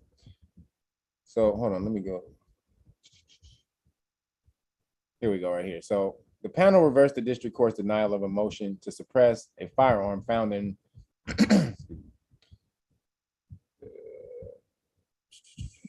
a search of the defendant. Yeah, okay. Found in the search of the defendant's car, vacated his conviction for being a felon in possession of a firearm and remanded further proceedings. The panel held that police officers who have reasonable suspicion sufficient to justify a traffic stop, but who lack probable cause or any other particularized justification, such as a reasonable belief that the driver poses a danger, may not open the door to a vehicle and lean inside. because opening the car door and leaning into the car constituted an unlawful search under the Fourth Amendment, the panel considered what remedy is appropriate in this case. The panel held that the exclusionary rule applies to the loaded handgun found under the driver's seat because the government made no effort to satisfy its burden to show that the gun is not the fruit of the poisonous tree, did not invoke the attenuation doctrine, and did not argue that the inevitability discovery doctrine applies. So basically saying that they could have tried to quash or challenge the fruit of the poisonous tree argument, but they didn't do it. These were the things that allows them to challenge that argument, right? So we're saying they didn't challenge it, they did not invoke attenuation doctrine, or they didn't argue that the inevitability discovery of the doctrine, basically saying that we would have found it eventually. That's what they were saying. Like, so we would have found it inevitably upon due process after arresting him. We would have found it inevitably, even if we hadn't leaned in the car, is what they're saying. But they didn't say that. They just wanted to go on the merits of the case, and they lost because they said basically you broke the plane of the car. You broke the plane of the car, and you can't do that. So I want y'all for everybody in the class, go read this. It's a pretty good read. Plus, you're going to see how they got to this by all of the other cases that are in here. So make sure y'all look at that, but let's get back. Oh, snap. Where'd it go? And that just erased the whole thing? Might have closed it. I did? Yeah. Lightsabers are finally a reality, and you can own one. This new military flashlight is basically a lightsaber. Unlock the door for me, please. I'm not searching you, but may I take? There is no law that's, hopefully I pronounced that correctly. An officer contacted Mgunzi while parked at a gas station because his vehicle did not have a tag. The court held that a police officer may stop a vehicle with reasonable suspicion. Without probable cause or any other particularized justification, the officer cannot, I repeat, the officer cannot open the vehicle door and or lean inside. To do so is an unlawful search. So obviously we see this is a Fourth Amendment rights violation. Don't let this happen to you. Be wary of creepy old scary cops. It's your call. I know, open the door, open the window. Am I under arrest? Not yet, but you will be if you don't start following orders. But you will be if you don't start following orders. But you will be if you don't start following orders. Put the window down. Hear that? One more time. Not yet, but you will be if you don't start following orders. But you will be if you don't start following orders. But you will be if you don't. You will be if you don't start following orders. You're gonna be. See how they use this? He's an old time cop. They use arrest to threaten you for anything. Anytime you don't do something that they want to say, you want to go to jail? How many times have you heard that? The police officer around. A whole lot. And they say, and somebody saying something they don't like. You want to go to jail? Huh? Well, Kevin, how does that command thing fit in with this? I mean, if he give you the command to roll down your window, you still don't have to do it? No, because he can order you to get out of the car. Well, this is the thing. It's for the safety of the officer. Unquestioned command is for the safety of the officer. If you're not presenting a danger, then where does that come in? If you're just talking to him through the window and your hands, he can see your hands on the steering wheel and you're just talking to him, where's the danger for the officer?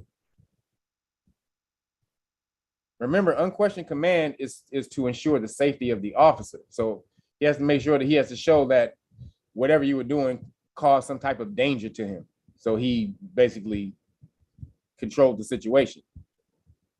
The window being rolled up is not a danger to the officer. Now, how could it be a danger to the officer? If the tent is illegal. There you say it again. Say it one more time. If you have illegal tent. If the tent is too dark, the officer can't see you, then that poses a danger to the officer. Well, this particular officer is trying to imply that the guy may have a gun down by the side of his leg that he can't see. Say what? What'd you say? Say it again, Lynn D-Way. What'd you say? I think she was saying that the cop here is trying to infer that the driver has a gun in the door. Okay, so again, can they pull you out for having a weapon unlawful? Is it illegal? No. No. And the guy said when he asked him, you could have a weapon there. He said, is that illegal? See, they will try to use it because most people. This is funny. Most people think if they have a gun on them, and the police ask you to see the gun, you're supposed to show it. Now, if you have a gun in the car, and the police officer asks you, and you're lawfully stopped, do you have to show the police? You have to tell the police officer you have a gun in the car?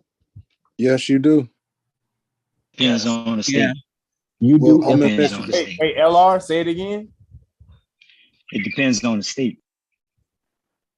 Depends on the state. Because in some states, it's you have a what they call a duty to inform, and then there's in others it's if they ask you a question, even if they don't question you, you have to tell them if you have one or not. And the second category is if they ask you, then you have to tell them. Right. But if they don't ask you, you don't have to say anything. And then in other states is you absolutely without question have to tell them. And then and I think I forgot the third one was you don't have to tell them anything at all. You don't have to do anything at all to inform them. What's the best thing to say? I don't answer questions. There you go. That's it. Because I ain't gonna lie, when they pull me over, I keep it in my glove compartment locked, so they can't even go in there. There you go. So I don't answer questions is the best thing to say, because then they can't say anything either way. Now, if you're in Michigan, I think they do have a law where you're supposed to tell the officer if you have a gun in the car. That's how a friend of mine got snatched up. He had. That's the yes, we do. You have to do that here in North Carolina. You gotta say. That's the first thing you gotta say when they roll up. You gotta say I'm carrying and where it's at, and then they're gonna ask you to get out the car and take it and all that other stuff. You gotta let them know that you have in North Carolina. You gotta let them know that you have a weapons permit and you have a concealed weapon. Now, is that case law or would that be statutory law? All that statutory, because the Texas is the same way too. Okay. You may find some case. You probably gonna find some state law behind it though, but or circuit. So remember, these are circuits. Most of the time, the main laws are going to come from the circuit. A lot of them are going to come from the state, but most of them are going to come from the circuit, which you can and you can't do with police officers. Not in the Fifth Circuit, I can tell you that, because you have Mississippi, which it's an if-as state, whereas Louisiana and Texas you have to tell them. Right. So it's a state by state. In Georgia, you have no duty to tell them at all, and where Florida and Alabama, if they ask you, you have to tell them. Right, because the homie, he got taken in because the police officer pulled him over, and the police officer started talking all aggressive and and mean and angry, and so he tried to calm him down first. And he was like, "Yo, man," he's like, "Man, why you so aggressive? Calm down, brother." So when he was telling the police officer to calm down, his partner walked to the other side of the car. You know how they do. They had two people, and the partner stands on the side to make sure you're not doing nothing. So the partner walked to the side, the passenger side, and he saw the gun on the floor. And so he said, he's like, "Weapon." And so then they got him and said, you didn't tell us you had a weapon in the car. He's like, "Look, I'm trying to talk to you and tell you to calm down, man. You talking crazy." I was in fear for my life, but they didn't go for that and they took him in. But hey, Kev, I've been pulled over plenty of times. I know we're talking about Michigan. When you tell them you got a gun on you, no matter what kind of attitude they have, they calm down. Do they? Oh, okay. Yeah. I thought I what? ramped up. What part, Ramped up. what part of Michigan you talking about? When you got a legal permit, I'm from Detroit. When you got a legal permit gun, when you got to tell them when they pull you over, you got You a just gun said on you. I said you got a legal permit. Go ahead, keep You talking. said the key word. You said the key word, Detroit. Yeah, well, that's where my homeboy. That's where That's my right. homeboy. He was in Detroit. Yeah, he's there. So Yeah, when you got a legal permit, you tell them you got a gun, they calm down. No matter what kind of attitude they came with the car with, they calm down. They treat you different because first they see that you got a legal permit, so they're like, all right, he ain't on nothing. So well, the that's homeboy kind was of part legal. of it too. My homeboy, he was legal. He had a permit and everything. He had the license and everything for the gun or the permit. But again, this was right around the Michael Brown and all the rest of that. This is when all of that happened. So this is a The while trip back. part is, I believe that they can see it through your license plate though when they run your name. No, they can't. I don't know. Not gun permits. Not gun permits. You got to tell them. That's why they got to tell them. But Yeah, I don't know that. That's the one I don't know if they can see it. So. Oh yeah, because I thought once you get a license, like it's already in public records that you got a firearm, basically. So when they look up your name, it already got you having a firearm, and then they ask you. I thought that it's already in records. Like Yeah, I had got It's approached two one different time before. databases. It's two different databases because that's why I know in Texas you have to actually, if you get pulled over, your permit better be on top of your driver's license because they won't know unless you say something. That's why these laws are in place. Because they actually there to talk about, they stop you for traffic reasons. So they're not even worried about all that. Now, if you give them a number or something like that, then they're gonna do that. But that's why those laws are in place. Okay, I am curious. Go ahead. No, go ahead. Go ahead. I was going to say, I'm curious, in reference to, like, I'm thinking that having a permit for a firearm is a violation of your Second Amendment because you have the right to bear arms, but it doesn't say within the guidelines of having a permit or reporting it to the state, you just have the right to bear arms. So I would think that it's a violation of the Second Amendment to even have to tell somebody what you got or report it anyway to have a license to carry. It's not that it's a violation. It covers once you get that permit, you are not to be, as they say, open and carry. You cannot open and carry once you have that concealed permit. Yeah, so we have to conceal it. So if it's around your waistband or anywhere like that, that's the purpose of it, because it's called a concealed weapons permit. You know what I mean? CPL. Right. So I'm saying with a permit, period. The premise of getting a permit, to me, what I'm interpreting is that it violates your Second Amendment right, because it doesn't mention that you must have a permit in order to bear arms. You just no. Well, hold on. Let me explain. So yes, you have the Constitution. Everybody mute your mic. Let me explain this. You got background stuff. So you have the Constitution. The Constitution is broad. So each state has the ability or the right to encode the Constitution in their state they have to have the constitutional rights in their codes, but they code it as they see fit. So, that's why laws are going to be different, but they have to have the law in there, but they can tweak the law according to their, to the way their state works, but they have to have the law. So each state has to have a law where you are allowed to bear arms. Every state has to have that because it's in the Constitution. Now, each state can codify how you're allowed to bear arms. So, like, give you an example, those Moors who got caught on the freeway going to Maine. I don't know if anybody remember those brothers. Right. Yeah, it was Massachusetts. Right. Massachusetts. Right. So they were bearing arms and they were rolling through and they got stopped on the freeway. And they were like, well, we got the right to bear arms and all this and that. But the state law says that you can't have firearms on the freeway, on the expressway. So that law, they violated that law. So even though, the broad law, federal law that they were trying to use said we have the right to bear arms, Second Amendment, but the state encodes that as we get to say how you bear arms. And in this state, you can't have firearms or rifles on the on the expressway. So I got a question. So if the expressway is on the land and you got the right to bear arms on the land, and Marbury versus Madison say that any one of those any one of those state, well, I mean, it's what is it? Any law repugnant. Yes, that's what I'm trying to say, right? So if they repugnant to the Constitution or the Second Amendment, is it your right to challenge that? You know, if you feel as though as you bearing arms and they saying that the state has wrote a law, you know, trying to usurp your constitutional right, is it your job to invoke the power of Marbury versus Madison, or? Well, you can try to do that. You can try to challenge any state law if you want. You know, for sure. Everybody has that right. That's how precedents get set.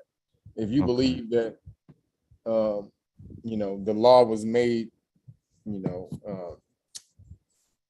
egregiously to the Constitution. Now you have to prove that. You have to prove again, the best lawyers are the people who are the most creative. It's the one who can make the court see their argument the best. It's not who knows the law the best. It's the one who can make them see it the best. Creative. As you know, if it doesn't fit, you must acquit. That's creativity. He dropping bars in court. That ain't got nothing to do with the law. Yeah, I understand. You're right. He freestyling. You know, Johnny Cochran freestyling. So, you know, if you can try to challenge that, but each state, I'm sure that law has been there, and I'm sure way more people than you has challenged that and lost. So remember, each state has a right to encode it, the Constitution, as they see fit, as long as they don't violate the Constitution. They're not saying you can't bear arms. They're saying you can't bear arms on the freeway. They're not saying you can't bear arms. Okay. What I'm saying is the Constitution is the law of the land, right? Is the freeway not on the land, or is it in water? I guess what he's saying is territories as well, though, within the land that can set their certain precedences. But you're still talking broad. You're still talking broadly. If the Constitution wasn't encoded by the state, you know how much chaos you would have, because the Constitution is very broad. You know, it would leave people to just, if you were left to interpret all of that shit on your own, man, people would be smacking each other and killing each other every damn day if you didn't have some type of controlled, organized, system of these laws. And each state will have that, because each state, we think differently from state to state. That's just how it is. So you're going to encode your laws according to pretty much how you think and how you do things in that state. Your modus operandi, your MO, your modus operandi. So again, you can try to challenge something like that. You're probably not going to win, because they're not saying you can't bear arms. They're just saying you can't bear arms on the freeway. And that's to ensure public safety. And they have the right to do that. So how does New York work? I mean, they say can't nobody bear arms except, I guess, the police. That's not true. They can't do that. You can have a permit. You can get permits in New York. Yeah. You think private people in New York with guns? Do you think that? You think illegally? You think no, I know New York. No, I know. They just make it so difficult for you to get it.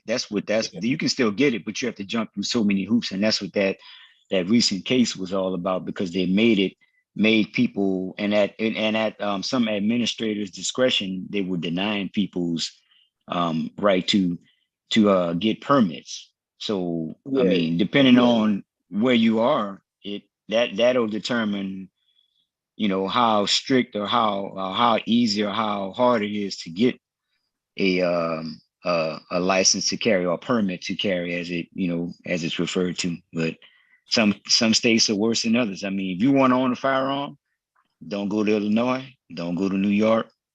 I can tell you that there are plenty of places where, I mean, to get a permit in Illinois, it's like $450. Like $450 to get something in Illinois, whereas in other states, I mean, go right across the border in Indiana is free. Yeah, I'm in North Carolina. It depends on the state. Super easy. In New York, the police can only have a concealed carry permit. Business owners and You can have it as a business owner and on your private property, but basically they're like, leave your gun at home. So you telling me in New York nobody's walking around with a gun on their hip? Not legally. Not legally. So what does that mean about your Second Amendment then? What does that say about your Second Amendment? You it's can in the have. toilet. No, it's in the toilet. Then, if that's the case, like, I agree with you, brother. I agree. That's what I'm saying. Shit. No, I would have to read. with you. I'm sure the law is not as simple as y'all making it. I promise you, private people can carry guns in New York. They just there's the stipulations to it. There is, like, especially business. I'm saying wide open. Hold on. Let LR say what he's gonna say. Say it again, LR. It is so difficult in these states to do that though, because especially in New York, states like New York, it is so difficult. You have to meet so many different checks that they do, and then at the discretion of one or two individuals, whether it be somebody in that county, they can say, no, we don't, we're not going to give it to you based on such and such. That's what that whole case, it was the New York State Rifle and Pistol Association against Bruin. And they recently had that's why there's this big uproar in New York right now, because the governor is having a fit, basically saying her whole thing was this, and I quote, this is a direct quote: "It's okay for y'all to have muskets if y'all want, but as far as AR-15s, no, y'all don't have the right to. You shouldn't have any of those things. You don't need that." Yeah, those laws are different, but handguns, AR-15s, automatic, the law is different for all of these different things. But New York, man. Again, I haven't read the law, but I promise you, with all the people in New York, with all the money, these rich and all these money, there are private people who have guns. They're private citizens with guns in New York. You can have that, and you just have to figure you'd have to have, like in California, you can't open carry. Like you can't have a gun out. You can have a concealed gun, but you have to have a permit for that. But you can't have an open weapon unless you're a police officer or a security guard. Those are the only two people who can have open carry in California. The reason that happened was because of the Black Panthers, because they used to walk around with guns out all day on the street, and they kicked in the door of the city hall, and white folks was like, "Oh shit, these niggas can kill us!" They coming in just walking in and shoot us all. They like, "Oh no guns for nobody." Then. So, but I would have to read the law, but I don't carry, so that wouldn't. I don't necessarily know too much about the New York gun laws. All right, here we go. Let's finish this up. You don't carry? Orders. Put the window down. Huh? I said you don't carry? Boy, Cal, I didn't know that. What? I carry my hands. Okay. I ain't gonna. I already know you. I didn't say I carry. I don't carry a gun. Let's just say that. I've been doing martial arts for 40 years, bro. So you think I ain't got something if you want to. Let me find out you catching bullets with your teeth. Bruce Leroy. Right. That's what I told him. That's funny. You catching bullets with your teeth. You gonna hit it with the nunchuck. Y'all funny. Hey, I didn't say that. You did. Here we go. I didn't say nothing. Here we go.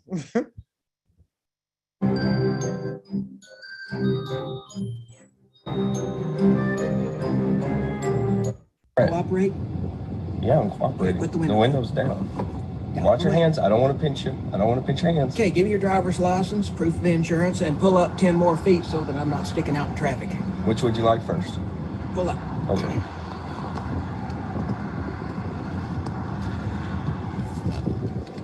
Tell me when. That's good, thank you. Yes, sir.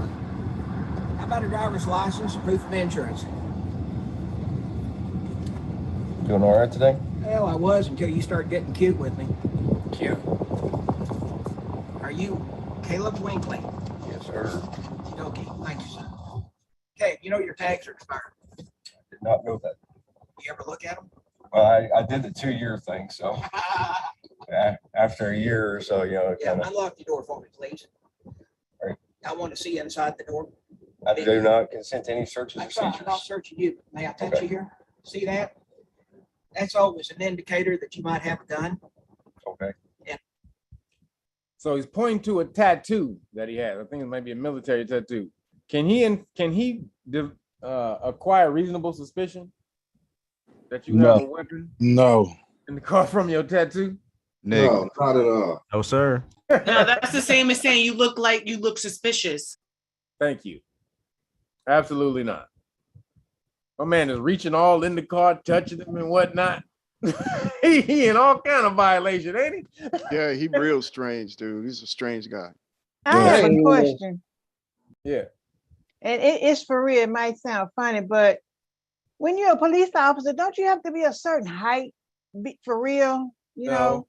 I mean, maybe like, maybe some departments may require, but not really. No, like you don't have to be a weight. Then we saw the police officer. What was it last week? We saw a police officer who looked like he could have used a little time at Jenny Craig. So yeah, you never know. You saw how puny Barney Miller was. Right. Well, it was TV. 25. But no, you don't necessarily have to be a certain height. Okay. I'm sure you can't be a dwarf though. I'm sure you can't be a dwarf. Like, well, he looks like one almost. We don't know if this dude is put the an cuffs SUV, on though. you. He might be in an SUV, which means That looks like a truck. Yeah, a truck or he might be in something. a truck. Yeah, so he's elevated. Oh, okay. Yeah. Y'all funny. he this short in a sedan.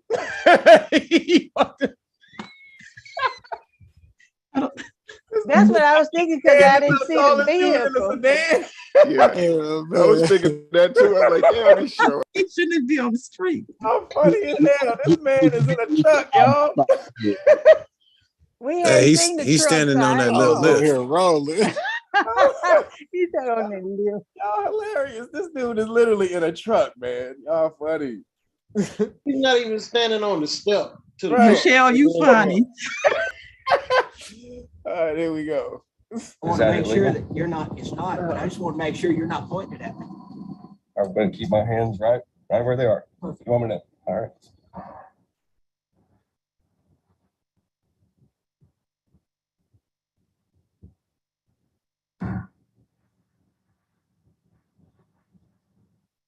And Mr. Clear, Caleb. Whatever you prefer. Well, Caleb, how come your plates are not on file? Have you sent them the documentation for that to the Department of Revenue? You're not law enforcement or anything? No, sir. Paramilitary? Questions? Say again? So now, there's only certain questions I prefer to answer. Well, don't be a dick with me. I'm not. I'm trying to work with you, sir.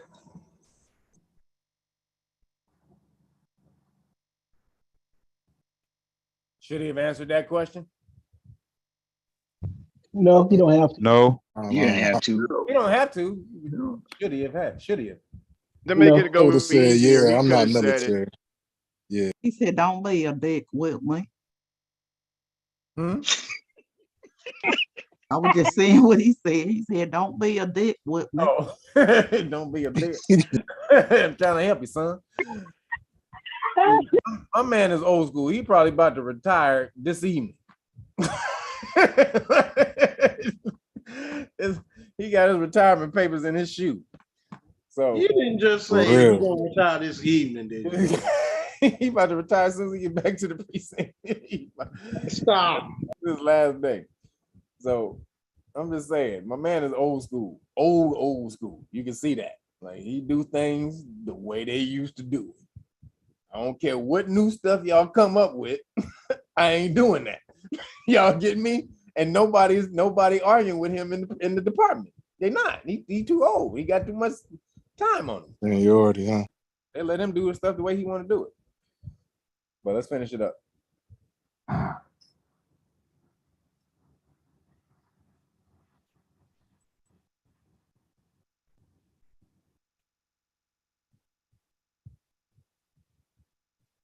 So they cut the video. We know, according to Rodriguez versus the United States, that a police officer cannot keep you on a traffic stop for more time that is needed for them to write a citation or a warning. So therefore, don't allow them to get you engaged into small talk, because at that point, they're simply searching for a reason to lock you up. Let's read. Was he small talking? Yes. It's a fine line. I would say Yeah. yeah and no. He kind of was asking pertinent questions in my opinion, but he was small talking them too, though. You know, don't be a dick and all of that. That's the extras. They can small talk you as long as they're doing their job, though. Just so you know, they can small talk you as long as they're handling procedure. Okay.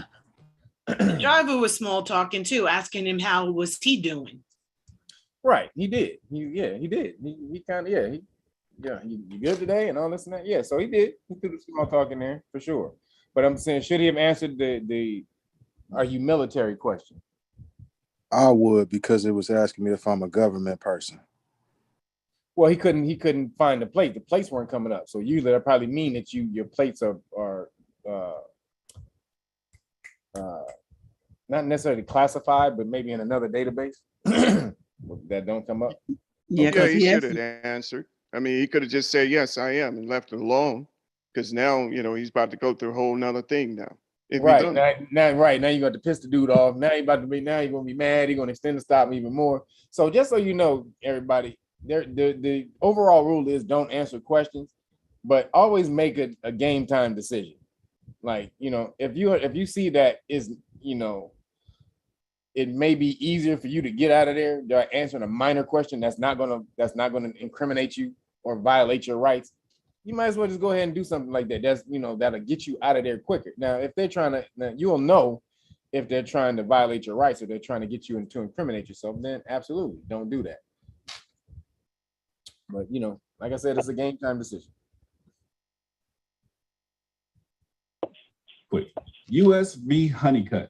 Lengthening the detention for further questioning beyond that related to the initial stop is permissible in two circumstances. The officer has an objectively, reasonably, and articulable suspicion illegal activity has occurred or is occurring, RAS, or further questioning unrelated to the initial stop is permissible if the initial detention has become a consensual encounter. And trust me, these encounters are not just for consensual conversation. They're searching for a reason to lock you up. Make sure you always know your rights, so when you deal with police officers, you will know what to do. With that.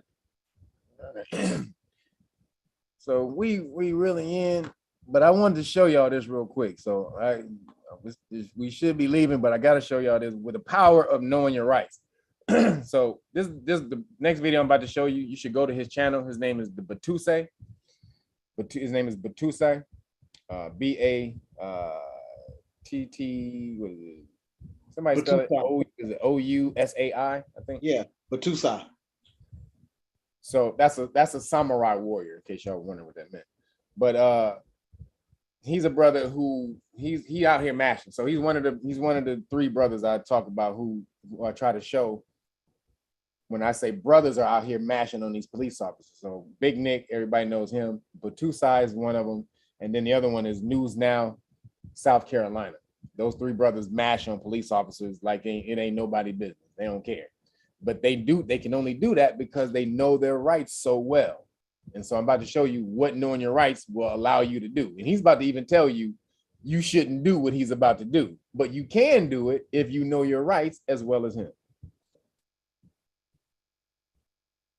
I would have had this when I was still working the road. This is a flexible arm.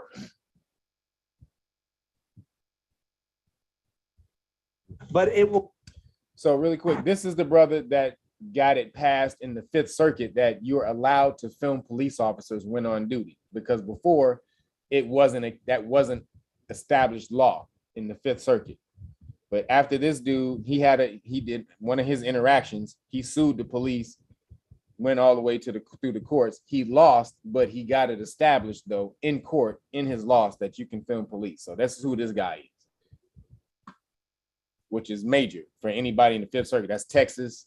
What was that? Texas? I forget the other damn states. Texas, Louisiana, Mississippi. Mississippi, yeah. So those three, where you probably gonna get racially profiled some of the most times ever. He got that passed.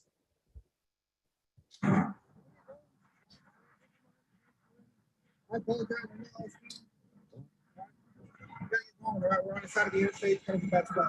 I mean, if you give me a business card, I'll be good. I don't have a business Hold card on. on. My bad. I don't have it. I apologize. We're on the side of the interstate, coming back to back. I mean, if you give me a business card, I'll be good. I don't have a business card on me, sir. I don't have it on me. If I have one, I'll give it to you. So you're sergeant, corporal, deputy, or I don't have it on me. are you a sergeant, corporal, deputy, trooper? Sure. Not a supervisor or anything? I mean, but you can't understand my situation, I all right? understand. That's why I told you. I'm sorry. I apologize. Now, just so y'all know, he is reprimanding a police officer for driving too fast. He chased this nigga down and reprimanded him. That's gangster. He pulled this nigga over for speeding. He's like, oh, you can pull us over for speeding, but you can do it? So he chased this officer down and got him for speeding.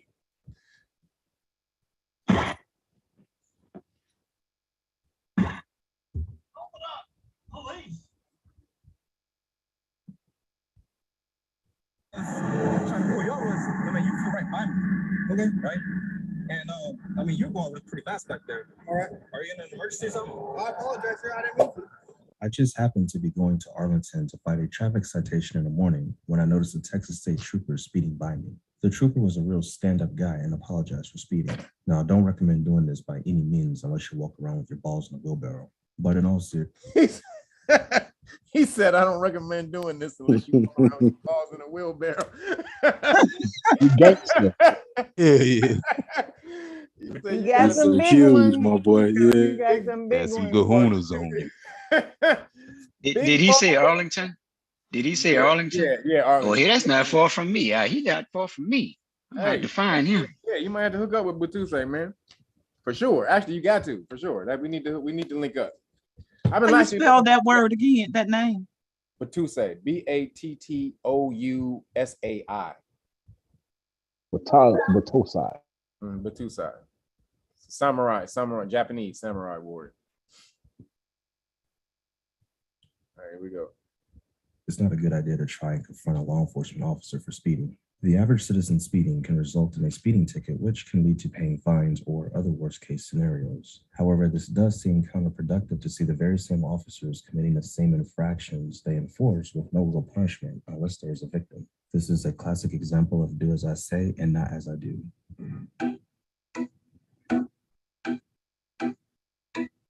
He says, do as I say and not as I do, because he knows most people are not going to know the law as well as he does. But if you do know the law as well as he does, you know, you can wheel them around. And that includes your ovaries. That ain't just balls, your ovaries too, damn it. He made it male centric. That's both. They all go Nats. That's right. That's right. All right, here we go.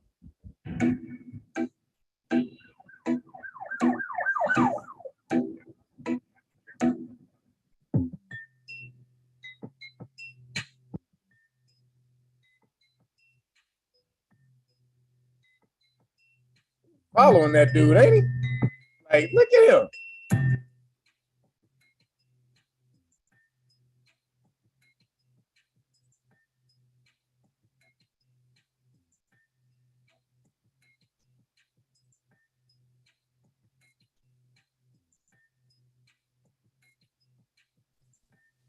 I wonder what he doing to make him pull over. Like flashing his lights. That's exactly what I thought.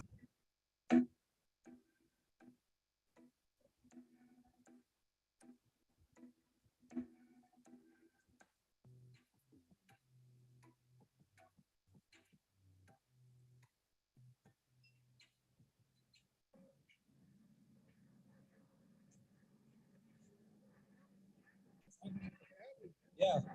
You right, Buster? Yeah. You can be right by me.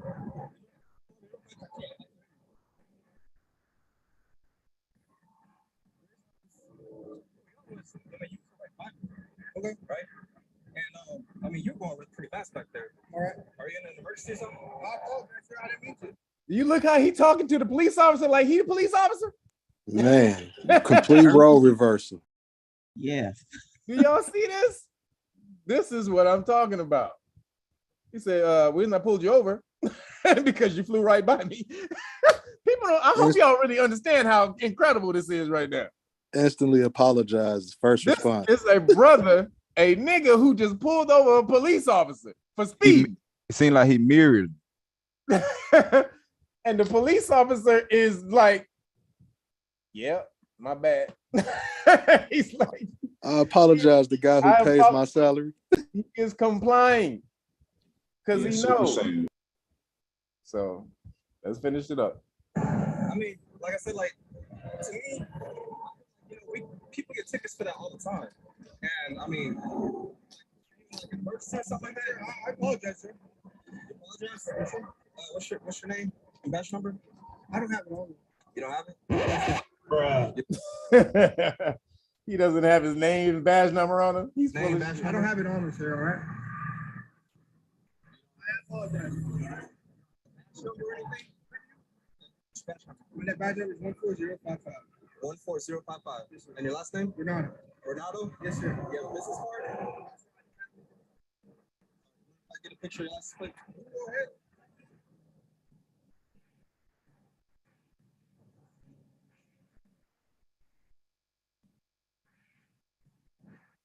Should he report him for speeding or should he give him a warning?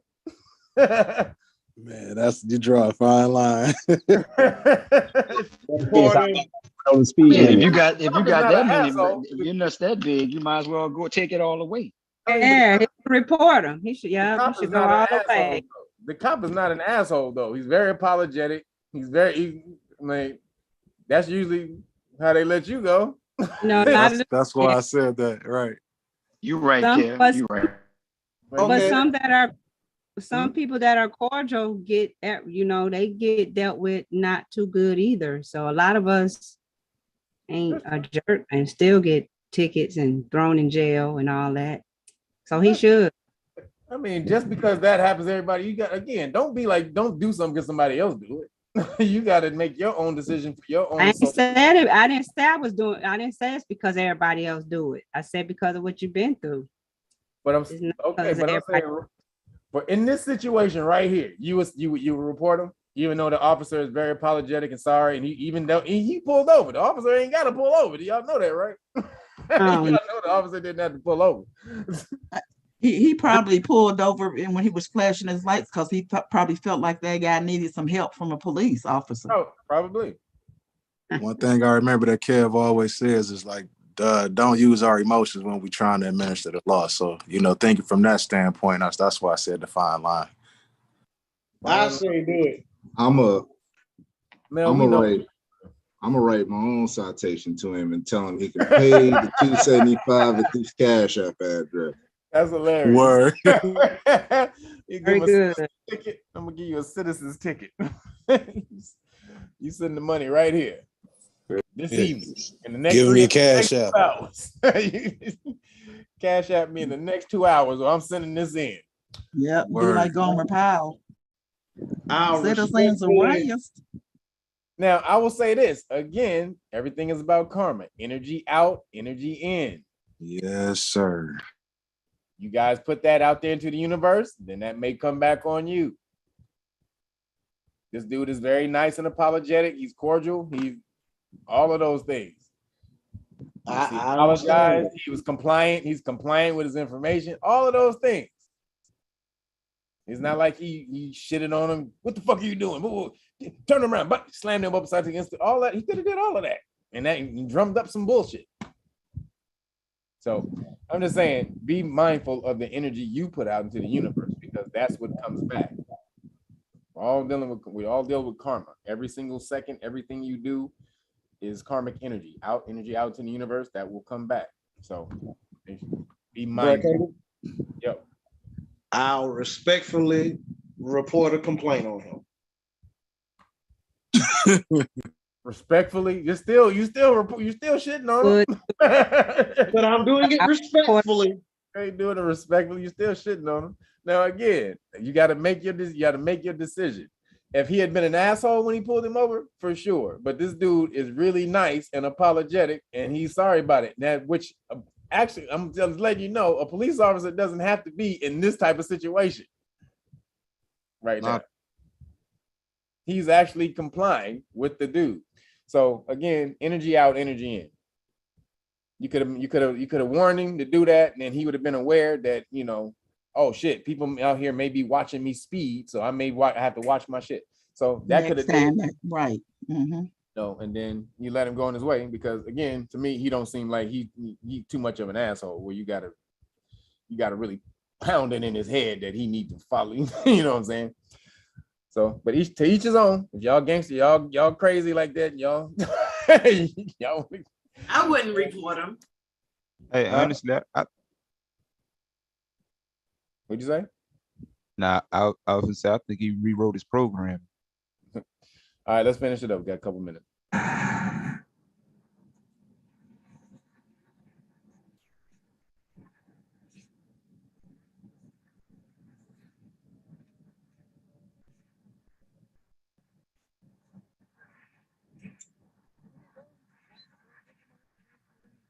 apologize.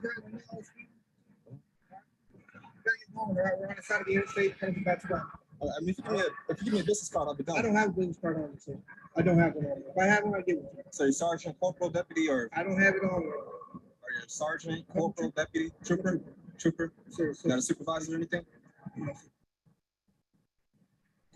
I mean, but you can't understand my situation, right? That's why I took you. I'm sorry, I apologize. All right, there's no excuse. I got no excuse. One more time, your name is Sergeant. He even admitted, I have no excuse for it. Like, somebody who's that apologetic and takes accountability for what he did. Really, you're still gonna turn him in? You know what to compare? Not at all. He understands, in my opinion, the severity of what he done. He actually kind of hand in the cookie jar. He's stuck right now. He's stuck, and he took accountability for it. When he absolutely went under that badge, and that he could have tried to hide all day, but he didn't. Didn't have to stop. I'm gonna commend the officer for being honest. Me too.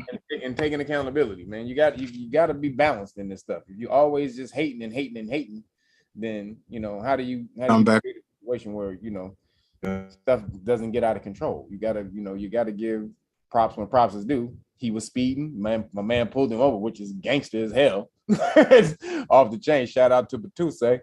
But when he did it, the dude didn't go crazy and be like, "Who you pulling me over? Who the fuck are you to be pulling me over? Get your hands on the ground. Get up against the wall." He could have done all this shit. He's like, "Nope, you got me. My bad. I ain't got no excuses." So, again, game time decision. But be mindful of the energy you put out into the universe. Renato? Yes, sir. Renato? Renato? Yes, sir. You might spell that for me, please? G-R-A-N-A-D-O. G-R-A-N-D-O. Dash number one more time? 14055. 14055. Yes, sir. Thank you. Slow down for me? You mind slowing down for me? Like they tell us. Man. You mind slowing down for me? But Tuesday is funny, man. He is funny as hell.